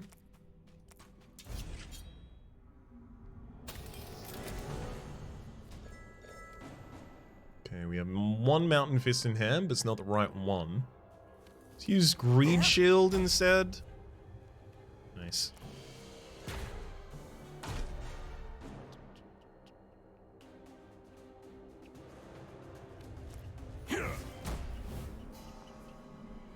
It's good swaps so far. 1,000 cuts plus Mountain Fist kills the frontliner, drawing us one more card. Nice! This right here is why I wanted the Mask of Chaos so long ago. Because you can use a Mountain Fist or whatever, you can generate a giant amount of block in the kill of one target and then draw into something that can then draw on all of the block that you've already generated to give excess damage to the next target. Absolutely perfect.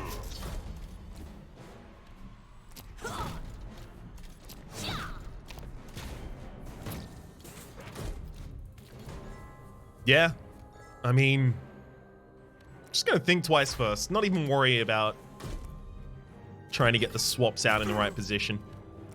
Alright, Whirlwind.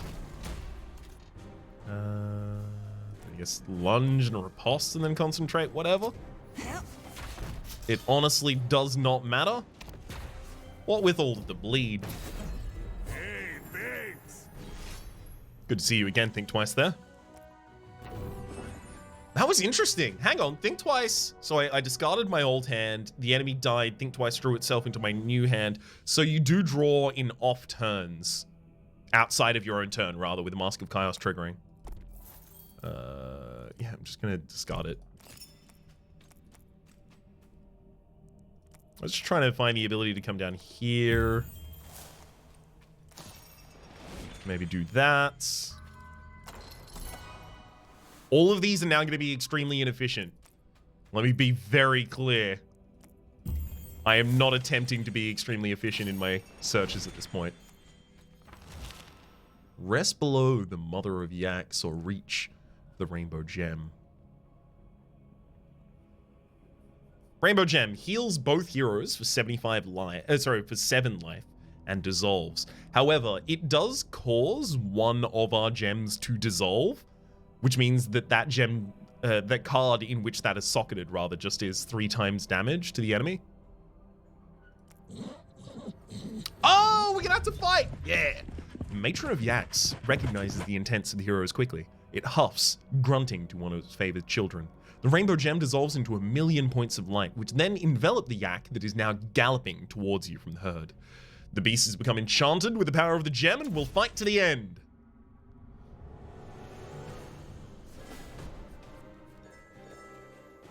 This is the Rainbow Yak. It is an elite war yak at the end of the turn. Give all yaks 8 block and 4 power. Yakapult is a yak. Okay, well, it's like a Yakapult here. Is the elite war yaks is supposed to be a buff only on Yakapult, but this is not a Yakapult. Cleansing Rainbow. When this creature dies, the heroes dissolve their hand. Sorry? Okay, rude.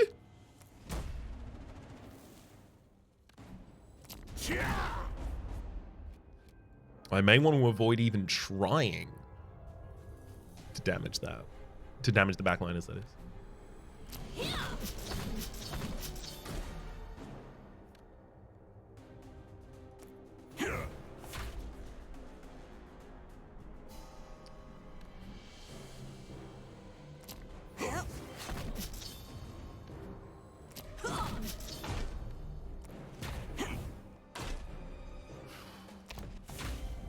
Oof.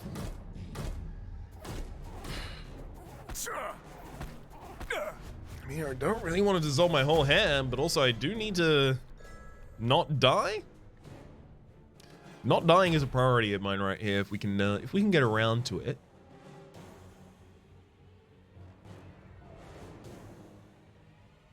Okay, I'm gonna flurry and then whirlwind for defense.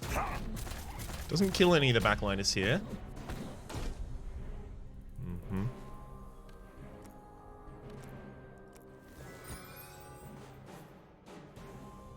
So I got 2 Mountain Fists here. I'm gonna start with this one.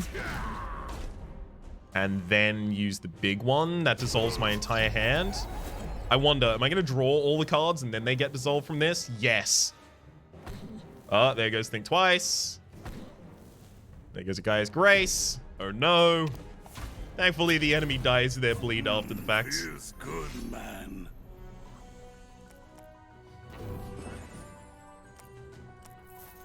Nice.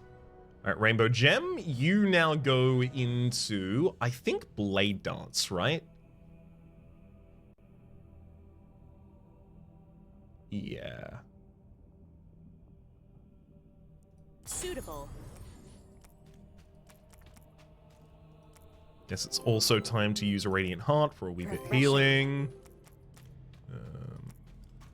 Gosh, I guess. There we go. Imperial Link in 2 different directions here to get to a normal battle. Again, not worrying about efficiency at this point. We are already far past what we're going to require. Whoa, another Mountain Fist. Hello.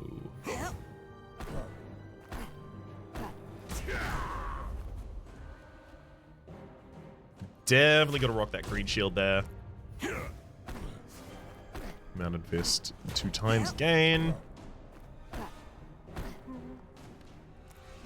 1, 2, and drop the bomb. Oh, it's such good damage. You know what? That's actually enough bleed as well. End the turn. Bye-bye. Nice.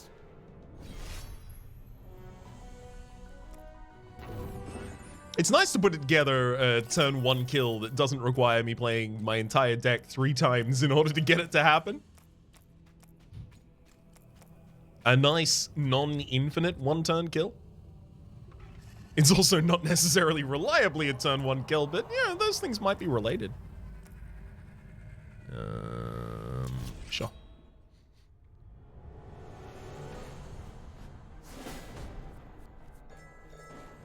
Good.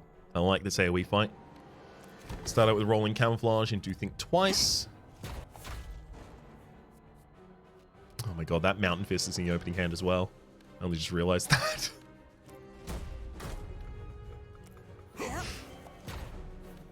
Swapsy. Yeah, Swapsy. And then one more. Okay, 85 damage to each of you, and also 85 bleed. And then I'm just going to throw this out for a little bit of healing to both characters should they need it. And then next turn... Hey, Biggs. Well, never mind next turn. Golden Sphere also turns a card into a big bop. I don't want to do it to a frozen a Mountain Fist, though. I need to make sure that I have access to that later on.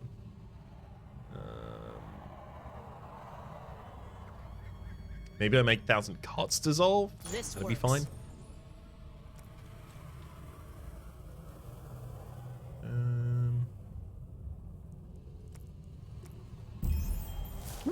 Ooh, an Alchemist. Also a Vault of Wisdom. Good. We've seen some value here. Start your turn and a dagger to your hand. Sub heroes draw a card. No. Think twice. Look, it totally could be, but I don't think it's necessary. We don't really have any gems past this point that we're going to want to hold on, though.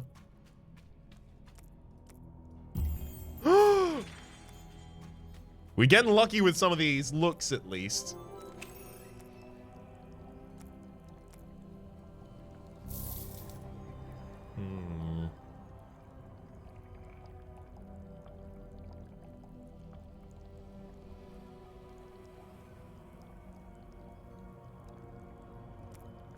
I mean, I guess. Horsemaster isn't going to attack or anything here, but it being charge combo, I guess it can be charge combo, move us to the front line. It's already 0 cost. We make that charge combo. We do have courage most of the time, because it's usually one of the first 3 turns. Suitable. Sure. Not a great pickup right there.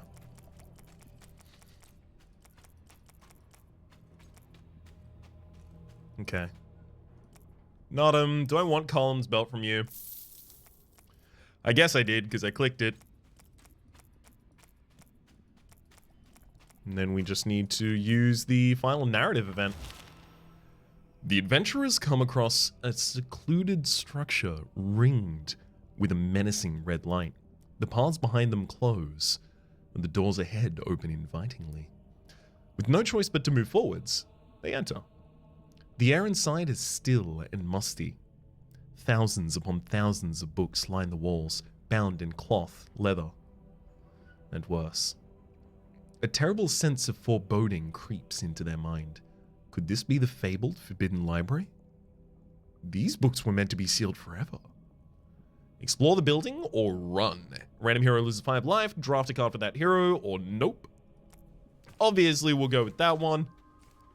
I guess we just go for Slam then? Maybe the biggest defensive card, maybe? Yeah, I'll take the biggest defensive card. Sirocco pulls out one of the books. Pain and knowledge courses through their body. There's a high price to pay for reading these ancient tomes. I like the idea of continuing to explore the building consistently here. I'm going to give it a couple of goes because my imagination is this event either can happen as many times as you'd like, or it has a limited amount of times. And if it has a limited amount of times, it might be like the final time you do something and you find a relic, right? So I want to push my luck a little bit. Cyclone Laureate. Attack for 8. Whenever you gain block this turn, deal 8 to the leading enemy.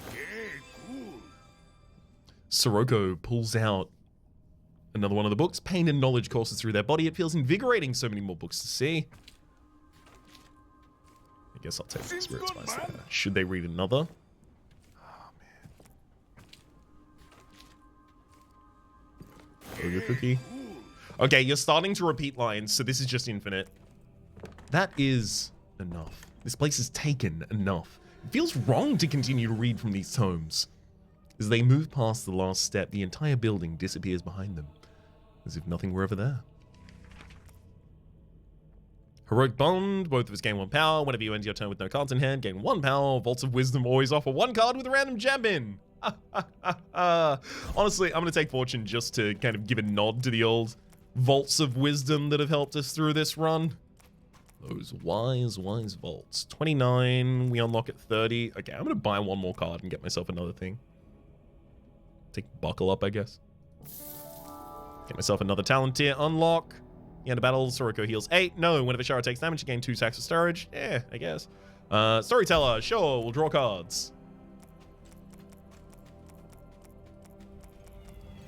Alright. Let's get on out of here. After we pop a Nice. Radiant. Beauty.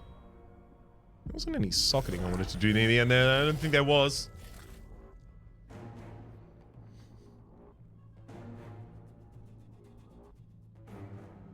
I can't take life damage by just playing Windstorm Charger right now. Let's play Whirlwind first. Setting up for Windstorm Charger. Greed Shield's a good follow. So is Smoke Bomb.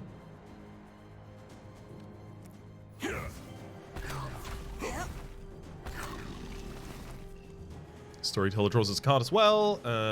Fine, parry. What do you got, Spirit Spice? Oh.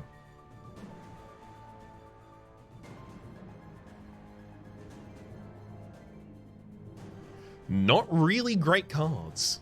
I may just want to keep the Concentrate for next turn.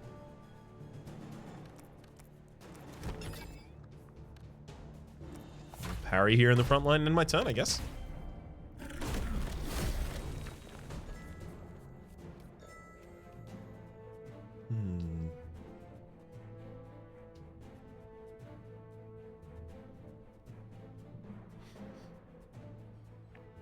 All right, let's start with Buckle Up. So some more cards in hand.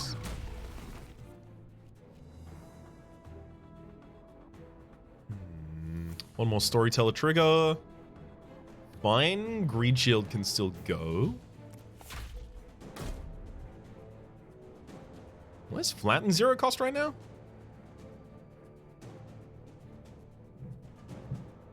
I don't entirely recall making that 0 cost in any way. What I do know is I still probably use it here, just for the damage. Let's pop a smoke bomb also, just for 12. Concentrate removing flurry seems reasonable. Doesn't seem like I should play that too many more times. Ogre's Cookie can, decrease the cost of nothing here. Let's defend our way to the front line, making sure we have as much power as possible when we throw out the 1,000 cuts. 48, 3 times. Next card you play this turn costs 2 less this battle. I mean, I guess I'll hold that in hand.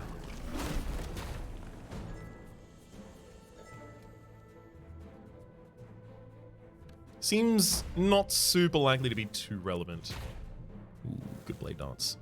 All right, let's whirlwind our way to the front line. Honestly, just to get the draw associated with it. There's the Mountain Fist.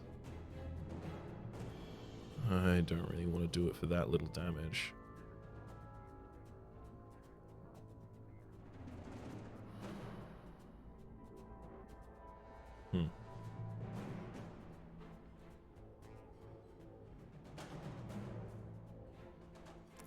Like, I want to do it on a turn where I'm doing a bunch of rolling camouflage stuff, but our following turn isn't even that great for it either.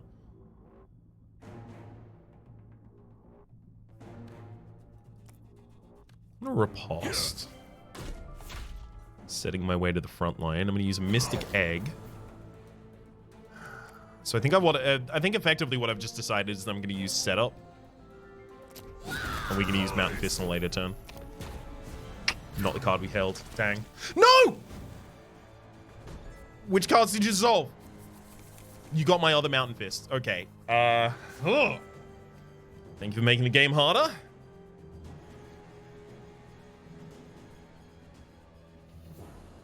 We should start out with Think Twice, I think. Twice?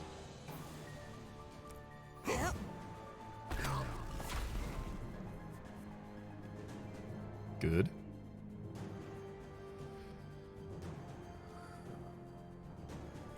Unfortunately, we've also lost our rolling camouflage, which was going to be a huge part of our block-related plan. So without that, we have to actually just play dense block cards to block. We don't have a huge amount of those, hence the problem.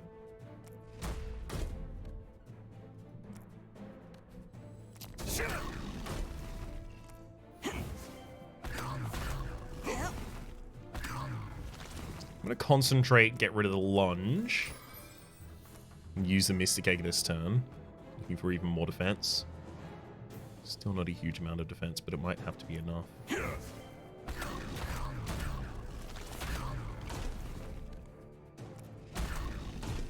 Alright, Mountain Fist. Well, I guess if I am going to use Flatten, I use it now from behind.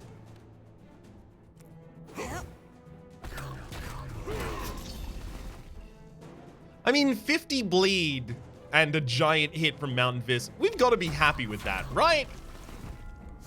We can't look at that and go, oh yeah, this wasn't enough. It clearly is.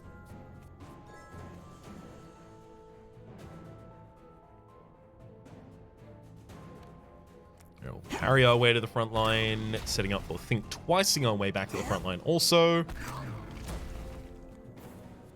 A bunch of excess energy. And we just need to translate this into enough damage for the kill this turn. I mean, I'd like to get it this turn. We'll see. I'm going to put the Whirlwinds into the new cycle, and then we'll throw out Spirit Spice.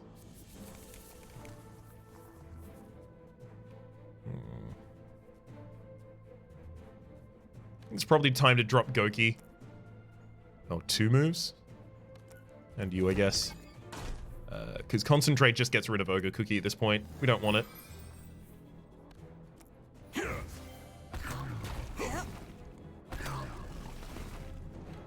I kind of want to be in the front line to throw these daggers. Honestly, it doesn't matter too much. Most times we're already 2 turns from lethal. Also, I feel pretty happy at this point to say that, yeah, the random target retain cannot target a thing that already has retain on it. Enough times it has worked. I mean, you're about to debuff and then destroy top 4 cards in our deck. The other Mountain Fist is in there, so I have an incentive to try and draw. Although in my mind, not a particularly strong one.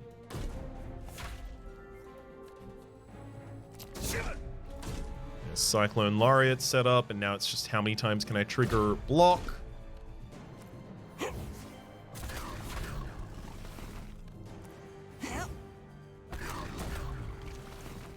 And if I can trigger a swap at the same time to double dip on that damage, look. No one's going to be too mad about it. There's our Epilogue 8 victory. 8, right? Wasn't 9, was it? Yes, yeah, it was just level 8. Although, we get past level 9 on Shara, as well as on our party. So that is the completion of Shara's final unlocks, and gets us very close to what must be the final unlocks for the party as well. We get Rising Tempo. Until the end of your turn, whenever you draw a card... whenever you play a card, draw a card, your discard pile does not get reshuffled this turn. Okay. I like the idea of this. The gem that puts this in your opening hand, as well as having 4 daggers just from Shara, having taken enough cards to get that talent, seems like it'd be a particularly good combo right there. It's also the Demonic Ring. At the start of your turn, the equipped hero gains an energy and loses 2 life. I love putting that on Aurora or Sifa. Particularly good pick on those characters. However, our progression is going to have to happen at the start of the next episode. Until then, my name has been Rhapsody. The name of the game has been Roguebook. There is a playlist up in the top left for all of my content on this game, past, present, and future, as well as a YouTube recommendation directly below, and the names of those folks over on patreon.com/RhapsodyPlays who are so generously supporting the Republic at or above the $10 tier. Thank you all. Catch you all around next time.